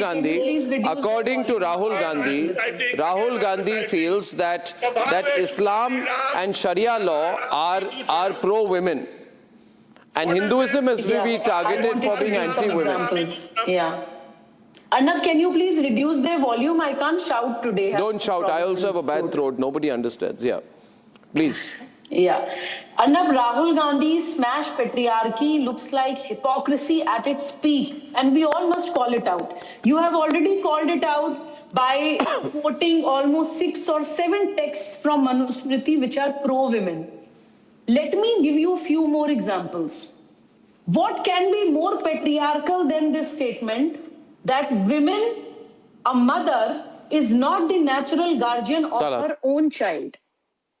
What can be more patriarchal than this? That a Muslim man can have more than one wives at a time, simultaneously. What can be more patriarchal than this? That an 80-year-old man can marry a 12-year-old girl in the name of Misyar Nikah and can violate POXO Act, can violate Child Marriage Act, can rape a minor Muslim girl in the name of nikah. What can be more patriarchal than this? That extrajudicial one-sided divorces are still happening in 21st century, where a Muslim woman's consent does not matter. Even her presence does not matter. But Rahul won't talk about more patriarchal than this is highly shameful. We Muslim women are facing these things day in, day out. Your own tradition, instead Rahul of Gandhi answering the seems to questions be raised about interested in second century Manusmriti, but he's not. Let her speak. Don't try to stop her because she's a woman. There is no right now. You're anti-women as usual, Tala. Arnab, I can't shout like this. Please let me finish. Rahul Gandhi or by questions and objections raised about Manusmriti, Arnab Goswami and this shameless lady sitting here is criticizing Islam and other... Arnab, please, I'm not going to tolerate these personal remarks. Can you please calm down? He can only make personal remarks. Criticizing Islam. This is your true faith. This is the hypocrisy that needs to be exposed. You don't have any point to defend your own traditions. You cannot defend the Manusmriti You cannot defend the... Arnab, can I give few more points to defend? Listen, first of all, I want to tell you, one minute. One minute. I want to say one thing to Tala before that, Supui. So Tala, listen to me. I'm not shouting at you. I'm not shouting at you. Tala, I know I'm not shouting at you. You listen to me. You listen. Tala, I am a confident Hindu. Listen to me. I am a confident Hindu and a proud Hindu. I have a confident Hindu and a proud Hindu. And as a Hindu to a Muslim, I will say what. You are a confident Hindu, but you cannot defend your own traditions and your own... There's nothing to defend in Hinduism.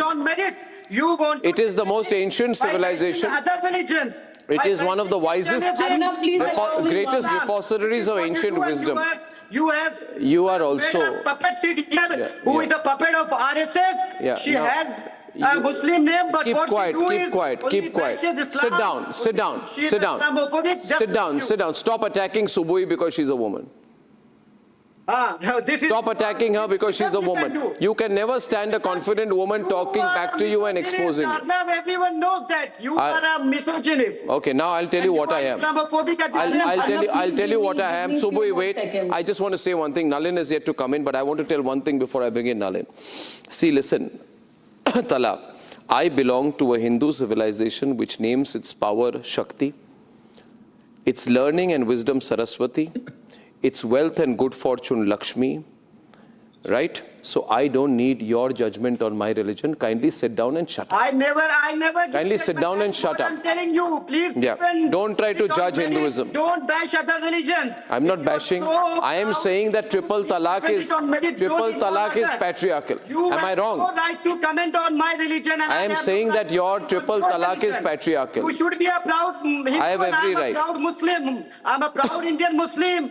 I'm a proud Muslim, and I portray it very strongly. My religion, Islam, gives women dignity, property, inheritance, and every right that was never known to any other religion 1500 years I don't know. Can you tell me any other religion which allows someone to have 4 wives?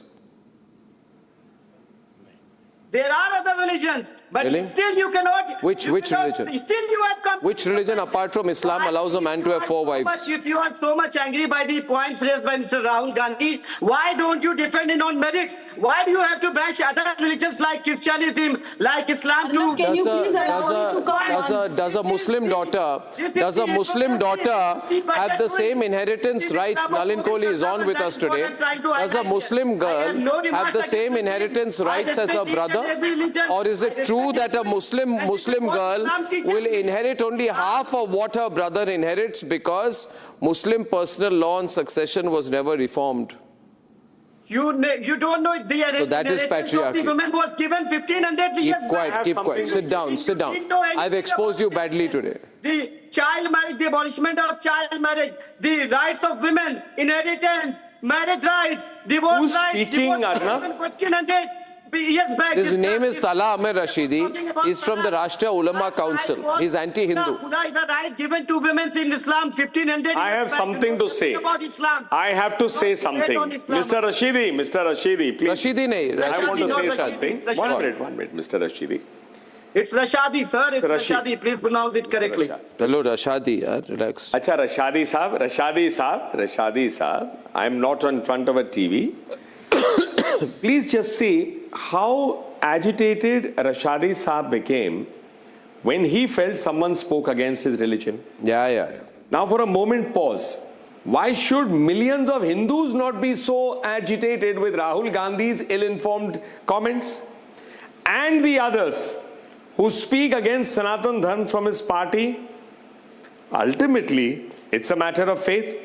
Who is Mr. Rahul Gandhi? Is he a Hindu scholar? Who is stopping Is he an expert on Sanatan Dharma? But if you want, does he even know Sanskrit? That he's picking up some translated version?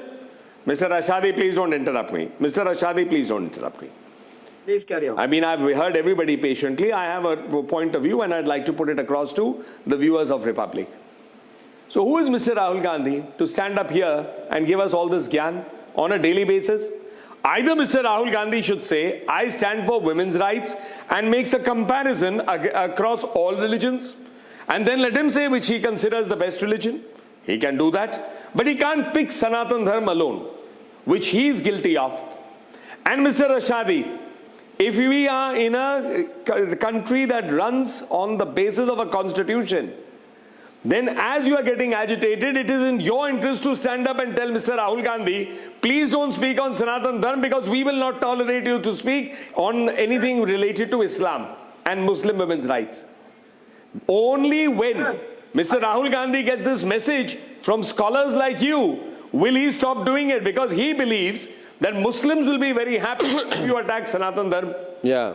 I have just, otherwise why would his party member, who's a minister, Mr. Priyank Khadge, the son of the national president of that, come out with distasteful comments on Sanatan Dharma? Where was your comment against that? Oh, when the DMK is scared, Mr. Udaynithi Stalin, he went out and called Sanatan Dharma disease. Can you imagine somebody's... 1 minute, why is this man disturbing so much, Arnab? Either put his fader down... Speak up, continue. Don't stop, Nalin. Don't stop. Don't stop, Nalin. So let me... Don't stop. They're trying to cancel you, man. His own point of view.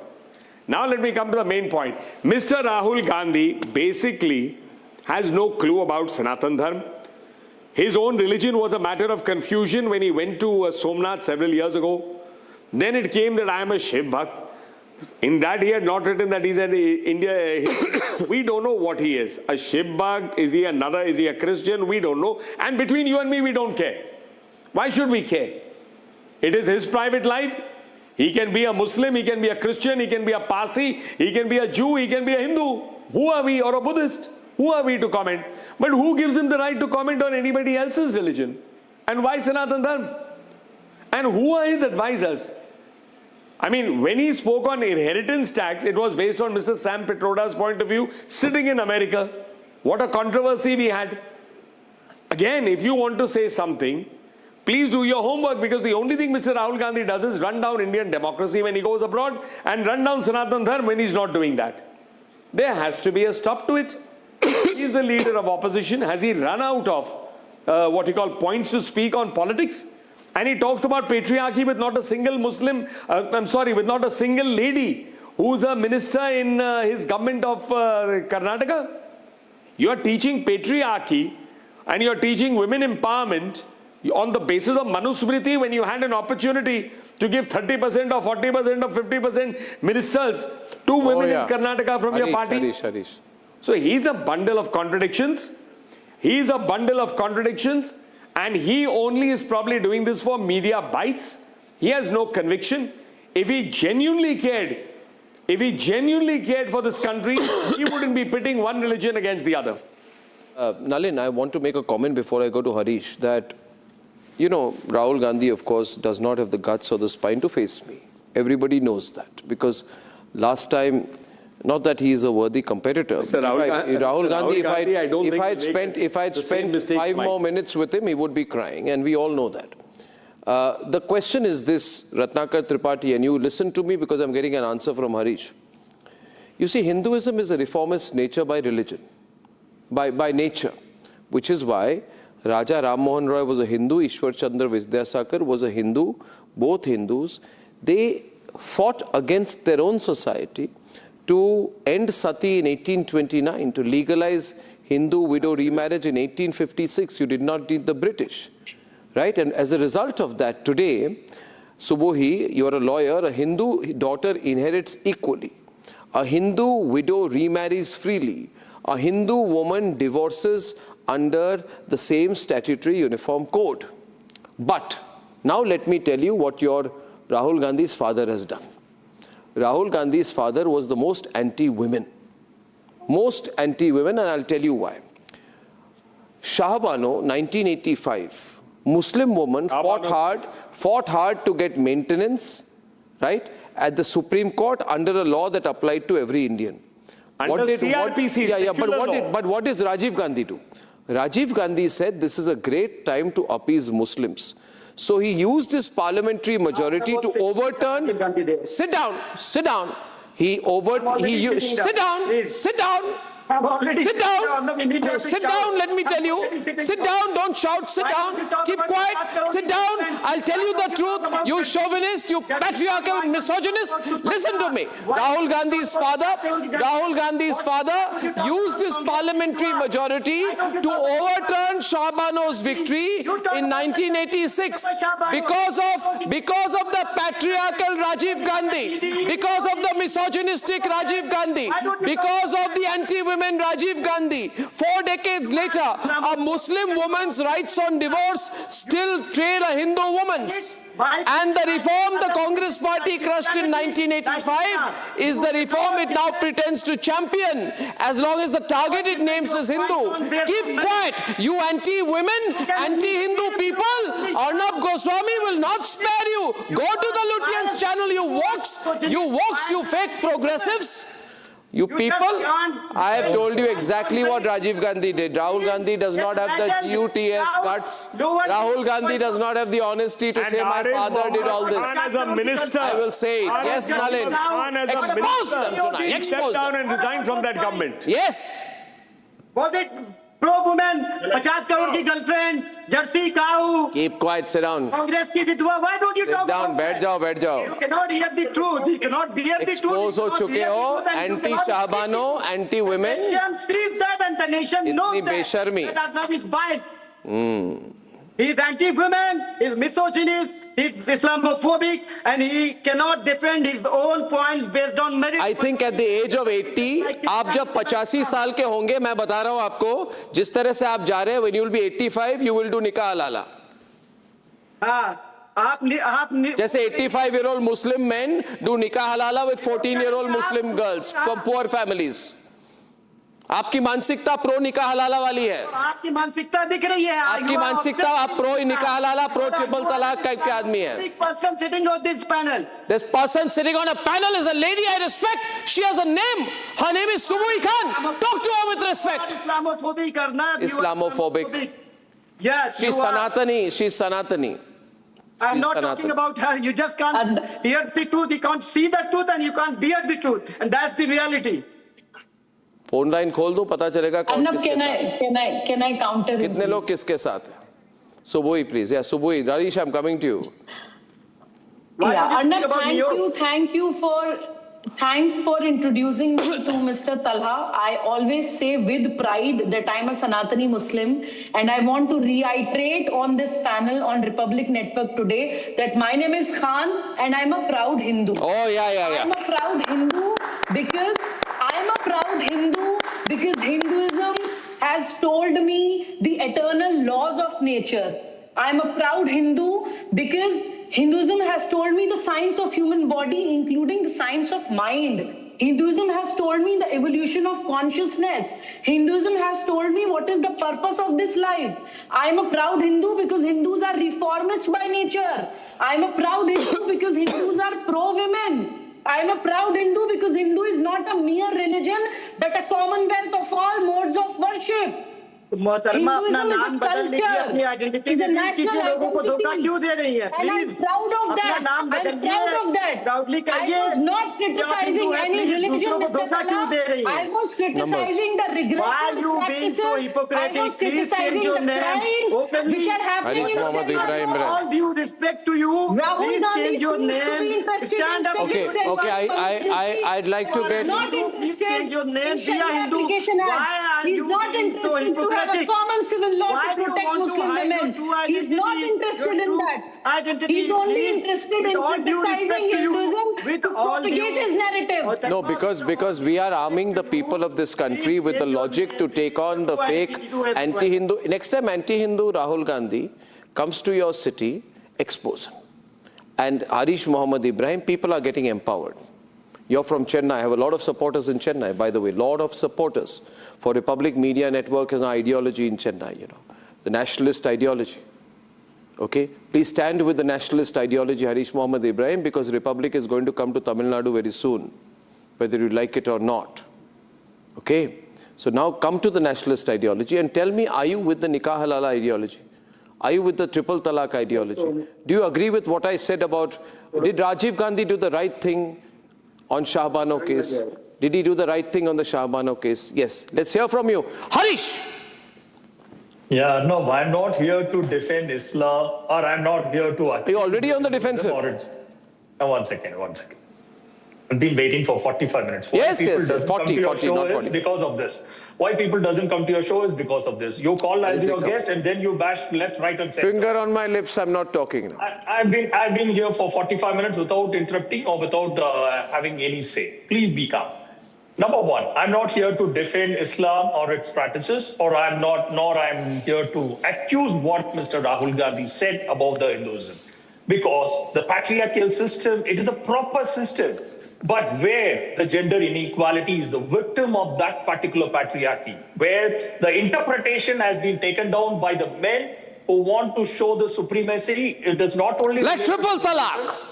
One second. Like nikah halala. Arnab, please. What please? My ears are burning. Please. Don't do this. That patriarchal system, the men of that particular religions have interpreted during the course of time. Like Owaisi. Come on, Mr. Arnab. My ears are burning. The people don't come to your show because of this. You're asking Rahul Gandhi, but whether you have asked Mr. Prime Minister Modi, who hasn't even conducted a single press conference for the last 12 years. Now changing the subject, last resort. Then you be calm. Why are you interrupting again and again? You be calm. I've been there for 45 minutes. Can't you give at least 4 seconds for me to respond?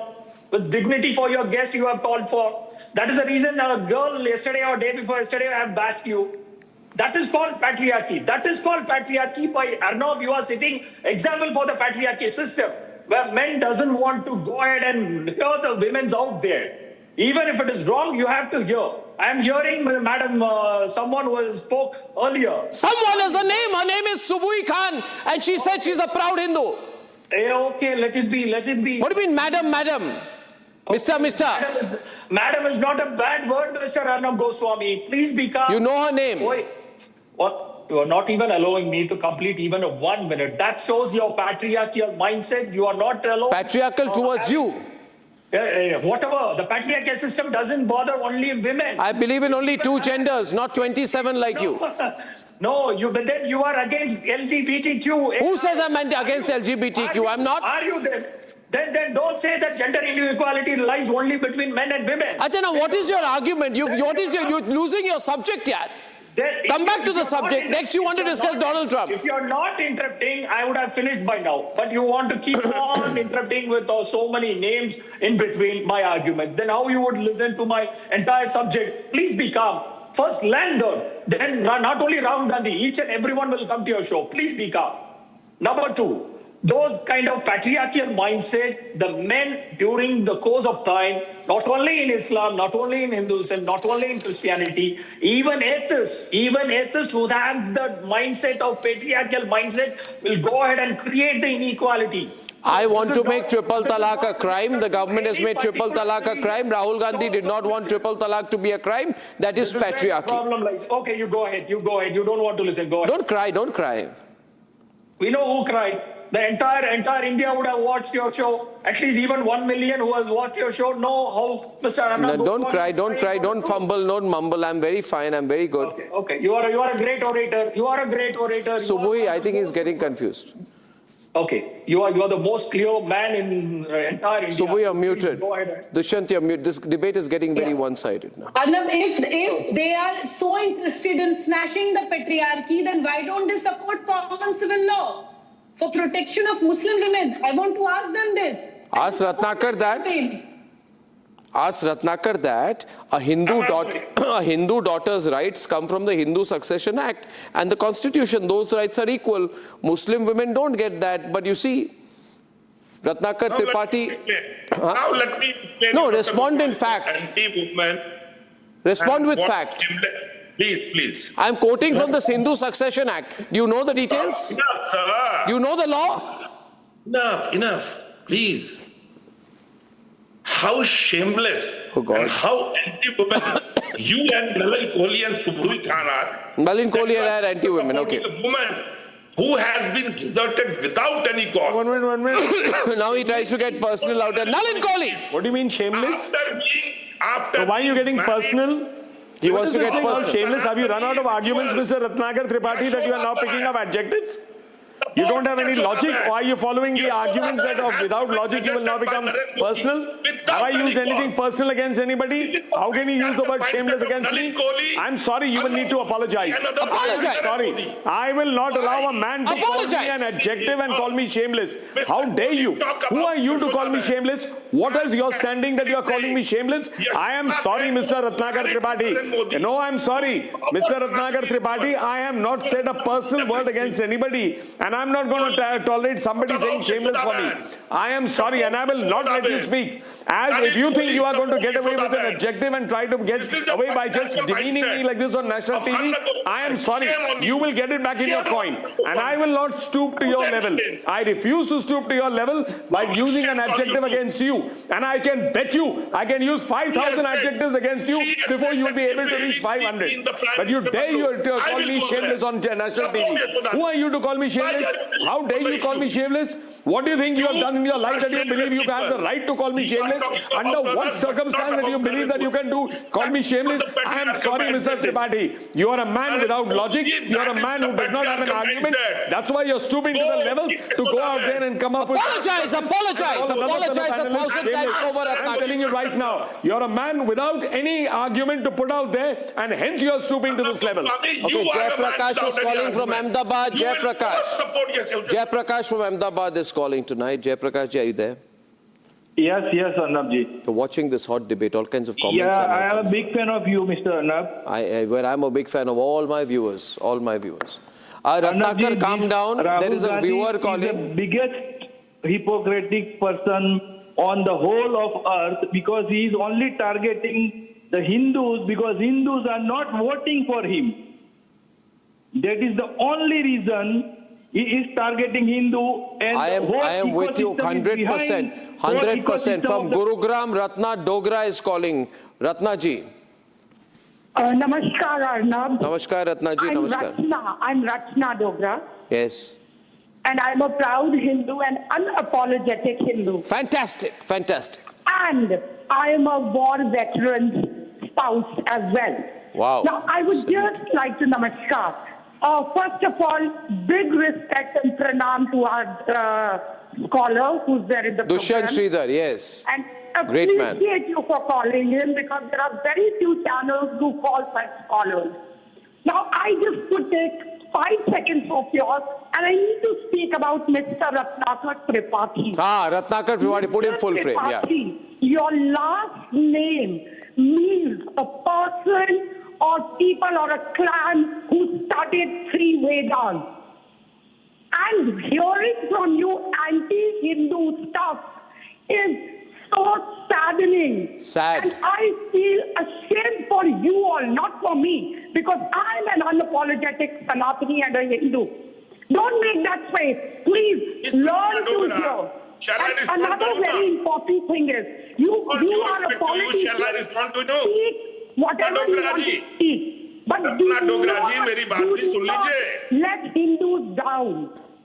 And Rahul Gandhi, he doesn't even know where his last name came from. It's borrowed. Mahatma Gandhi gave it to his mother and his father. You want any answer or no? I'm not here to listen to your preaching. I want to tell you, Rachna ji, 1 minute. Please don't abuse my viewer, Ratnakar ji. Okay, I have time up. I have taking one caller. Ram Shesh from Bengaluru is calling. Ram Shesh ji. Good morning, Good evening. Good evening, Ram ji. Good evening, Ram ji. I'm a strong fan of you. Every day I'm scanning and I'm sending. And Mr. Rahul Gandhi has misunderstood Hindu Dharma. Hindu Dharma is the only one Dharma says, Sarve Janaha Sukhino Bhavanto. And Swami Vivekananda, when he spoke in 1893, whole world admired. And Bal Gangadhar Tilak spoke on Upanishads, whole world admired. Nalanda University was the first university of the world. Vijayanagar Empire of South India was the best empire and richest empire, it is mentioned. And Bhagavad Gita worshipped and admired by all world great people. And I appeal Rahul Gandhi to. Okay, I think I agree with you, Ram Sheshji. We'll ignore Rahul Gandhi, but I want to say one thing to Dushyant today, all of you. One thing, Dushyant, I want to add contemporary. I was just told that Manusmriti chapter 8, verse 389, was cited by the Supreme Court of India to uphold a widowed woman's rights. It says, no wife, son, father or mother should be abandoned. A king should impose a fine of 600 units on anyone who deserts the innocent family members. In January 2026, the Supreme Court of India drew upon the wisdom of the Manusmriti to protect a widowed woman's rights to financial support from her late father-in-law's estate. The ruling is called Kanchana Rai versus Geeta Sharma and others, highlights how ancient texts like Manusmriti continue to influence modern Indian jurisprudence. So Ratnakar Tripathi and Rahul Gandhi, sit down. Sit down. Sit down. I'll speak on the show. Okay, ladies and gentlemen. Dushyant, I give you 20 seconds because people are loving what you're saying today. Arnab, the verse that you've cited is na mata, na pita, na stri, na putra styagam arhati. A woman, a mother, a father should never be abandoned. So, rightfully or not, in this debate, the debate is a witness. I began with my comments where you gave me an opportunity. I didn't attack any religion. No, you never did. Nalini, with his dignified comments, was called shameless. Suvi ji was called a shameless woman. So we know which side is insulting human beings. I think that's made very, very good. Ladies and gentlemen, remember, child marriage is criminalized for Hindus. Widow remarriage is legalized. Sati is gone. Daughters are equal heirs. That, ladies and gentlemen, is true reform of an ancient religion. Don't believe Rahul Gandhi. He's got an agenda. His agenda must not win. Logic must. Hindu civilization must. Our national pride must. I'll see you tomorrow evening. Good night and goodbye.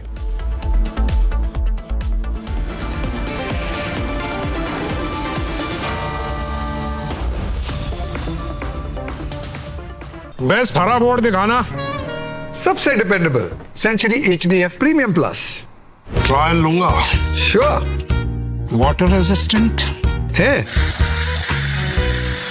Strong है high density wood fibre structure advance German adhesive bonding solid defence trial में pass century के 40 सालों का भरोसा हरे board का असली boss century HDF premium plus रंग रंग रंग रंग रंग रंगीन रंग रंगीन रे देखो कैसे भी हो दिन रंग बना रहे बोझे पेंट्स रंग बना रहे पापा सॉरी यार गलती हो गई है ये चोट खर्चा वर्चा अरे लास्ट बॉल पे छक्का भी तुम्हारा छक्का सब कैशलेस हो गया है हाँ ला भाई मेरा बैट वो अभी तो ठीक हुआ तू जो डिस्चार्ज हुआ यार बैट किसका है टाट IIG है तो भरोसा है केसरिया से मन जोगी हुआ रे दिल झूमे देखो मतवारा हुआ रे केसरिया से मन जोगी हुआ हर पल मनाओ केसरी त्योहार विमल बोलो जुबान केसरी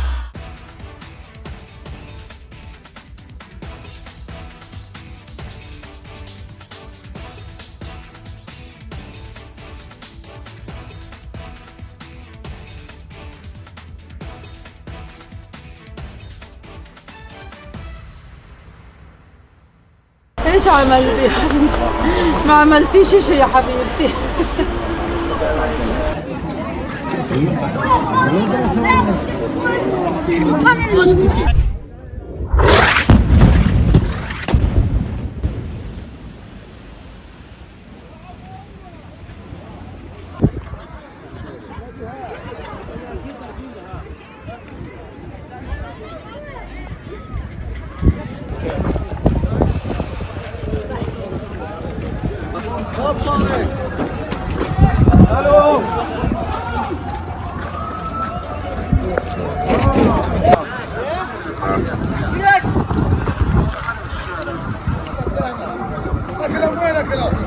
ايوه بره كده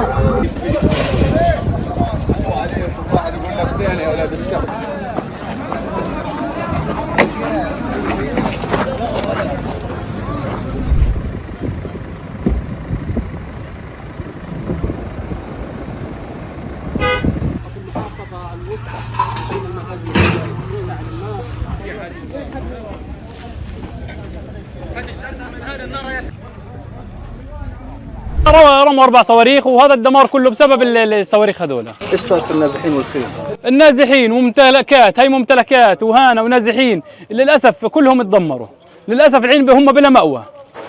هم هالوقت بلا مكان يروحوا يقعدوا له. هم الحين بفكروا كيف يستقروا. क्योंकि अगर पेट्रियार्की स्मैश करनी है तो फिर ये तो कांग्रेस पार्टी से ही शुरुआत करनी चाहिए ना राहुल गांधी जी को. I want to call out the hypocrisy of Shri Rahul Gandhi as well as his Congress party. ऐसा लगता है कि अब नेता प्रतिपक्ष राहुल गांधी केवल और केवल मीम्स और रील वैल्यू के लिए ही बयान देते हैं.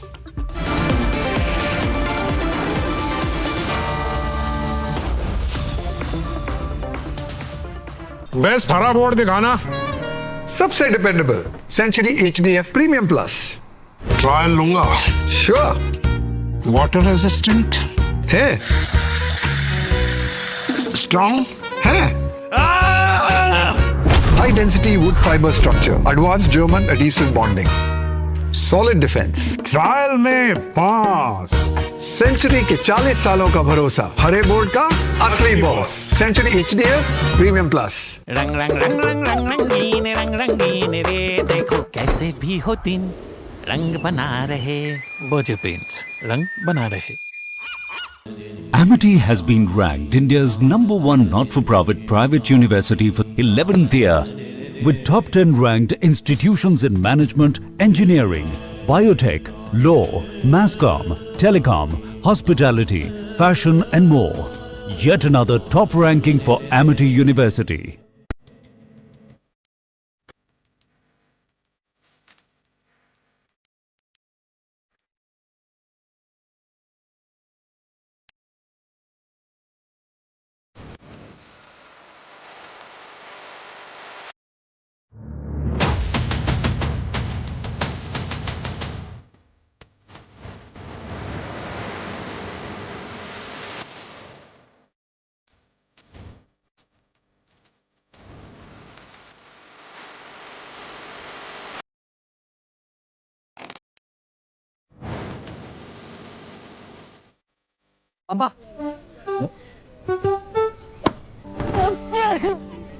सॉरी यार, गलती हो गई है. ये चोट खर्चा वर्चा. अरे लास्ट बॉल पे छक्का भी तुम्हारा. From the Republic Media Network headquarters, it's time for Arnab Goswami on the debate.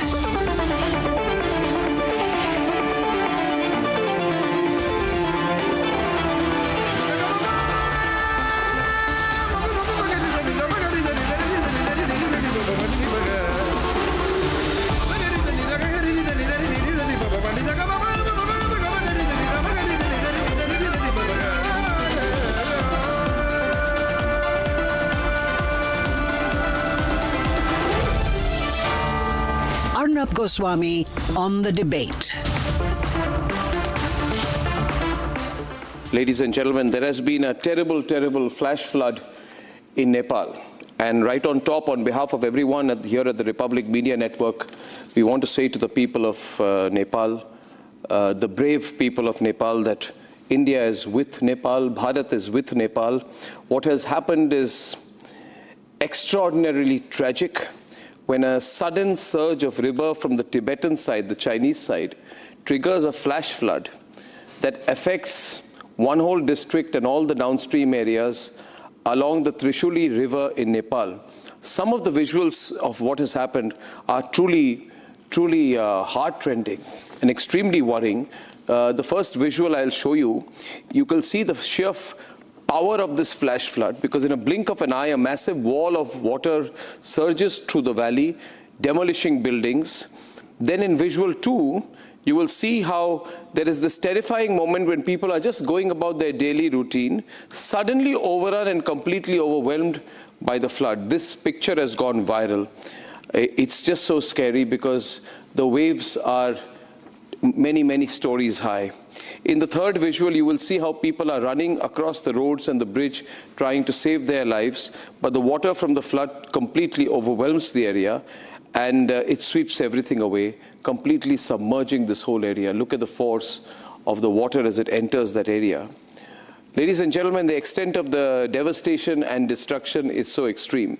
The sheer overwhelming force of the volume of water in visual 4, which is causing the devastation, cars are getting rocked, completely taken away, house broken, taken away too.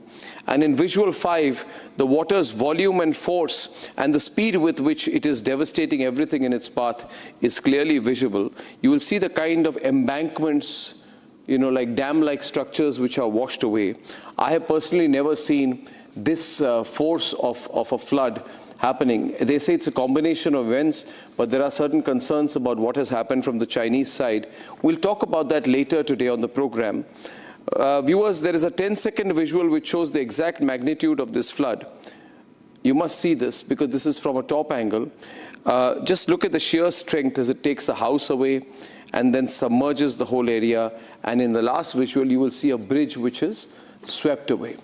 This is unprecedented destruction and devastation in Nepal. So I wanted to begin my program this evening by saying our thoughts and prayers are with the people of Nepal. And at 8:35 p.m. tonight, we'll talk about what could have caused this flash flood in Nepal. Now I want to talk about a pro-Pakistani man, an anti-Indian man, an anti-Hindu man, and as I call him, the lamppost next to Trump, and his name is Zohran Mamdani. Zohran Mamdani says that RSS chief Mohan Bhagwat should not be allowed to come to the United States of America, to come to New York. And I want to tell Zohran Mamdani, shut up, Zohran, sit down, Zohran. You have nothing to do with India. You know nothing about India. The problem with people like Zohran Mamdani is because they are brown-skinned, they want to maximize the political impact of their brown skin. So they want to look at everyone else who is brown-skinned and look upon them as a vote bank. Zohran has nothing to do with India. Zohran is from Uganda. He's from Uganda. He's some 37 years old. His father is an Ugandan academic, Mahmoud Mamdani. His mother is a sort of America-settled filmmaker, Meera Nair. And Zohran Mamdani, therefore, has nothing to do with India. He has no understanding of India. He's never really spent time in India. He has no cultural affinity to India. And he's lied about India. In the past, he has said, because he wanted the Muslim vote, in the past, he's wanted the Muslim vote when he ran for mayor in New York. He said that I'm surprised that there are any Muslims at all alive in Gujarat. But he never corrected himself with the real facts. He never mentioned how many millions of Muslims are there in Gujarat. He never mentioned it because he wants the Muslim vote. Ladies and gentlemen, he's basically looking for creation of what I believe is a Muslim exclusionary state. And let me make a prediction today. This same man is dangerous. He stood like a good boy, like a lamppost next to Donald Trump after questioning Donald Trump in his campaign. But when he was face to face with Donald Trump, he stood like a cowardly, spineless lamppost, like a good boy, his hands in that position, which shows his defensive nature. But this man, ladies and gentlemen, I make a prophecy, is working towards the creation of an exclusionary Muslim state within the United States of America. He wants influence, and therefore he wants to, ladies and gentlemen, have that influence, get all the Muslim votes with him, and that's why he supports Umar Khalid. He wants to widen his Muslim vote bank. He supports Sarjil Imam. He supports people who say that we must use Muslim demographics to break up India. Can that tell you something about what he wants to do in the US? He will at one point of time turn into a secessionist in the United States of America. I would like to request all the Swaminarayan Mandir, which has allowed him in the past, not to allow this man anywhere close. BAP, Swaminarayan Mandir, Ganesh Mandirs, all the Hindu temples in the United States of America should not allow this man who is anti-Hindu, who is a fascist, who is anti-Hindu, who does Muslim appeasement politics, who is pro-Pakistan, to enter a single temple. I would request Swaminarayan Temple in Queens, which has allowed him in the past, not to allow him. He's a fascist. And in fact, Hindus should rise against this fascism of Mamdani. Please do not take this man lightly. He just uses Bollywood music when he's elected because he wants to play on to a certain kind of Indian sentiment. But in the past, he has spoken against the CAA law. He has said in the past that there has been a massacre, massacre of Muslims in India, which is an absolute lie. He stands in solidarity with the Tukre gang in India. And in fact, for all of these reasons, the government of India must never allow him on Indian soil. We will protest if this man, if this Pakistani man, pro-Pakistani man, because he's culturally, in thought, in temperament, he stands with the ISI point of view. If this man is allowed on Indian soil, we will protest against it. And therefore, I call upon the Hindu community in the United States of America to stand in solidarity with the RSS, the visit of the RSS, and he must know what the RSS stands for. Ladies and gentlemen, the RSS stands for the concept of cultural nationalism.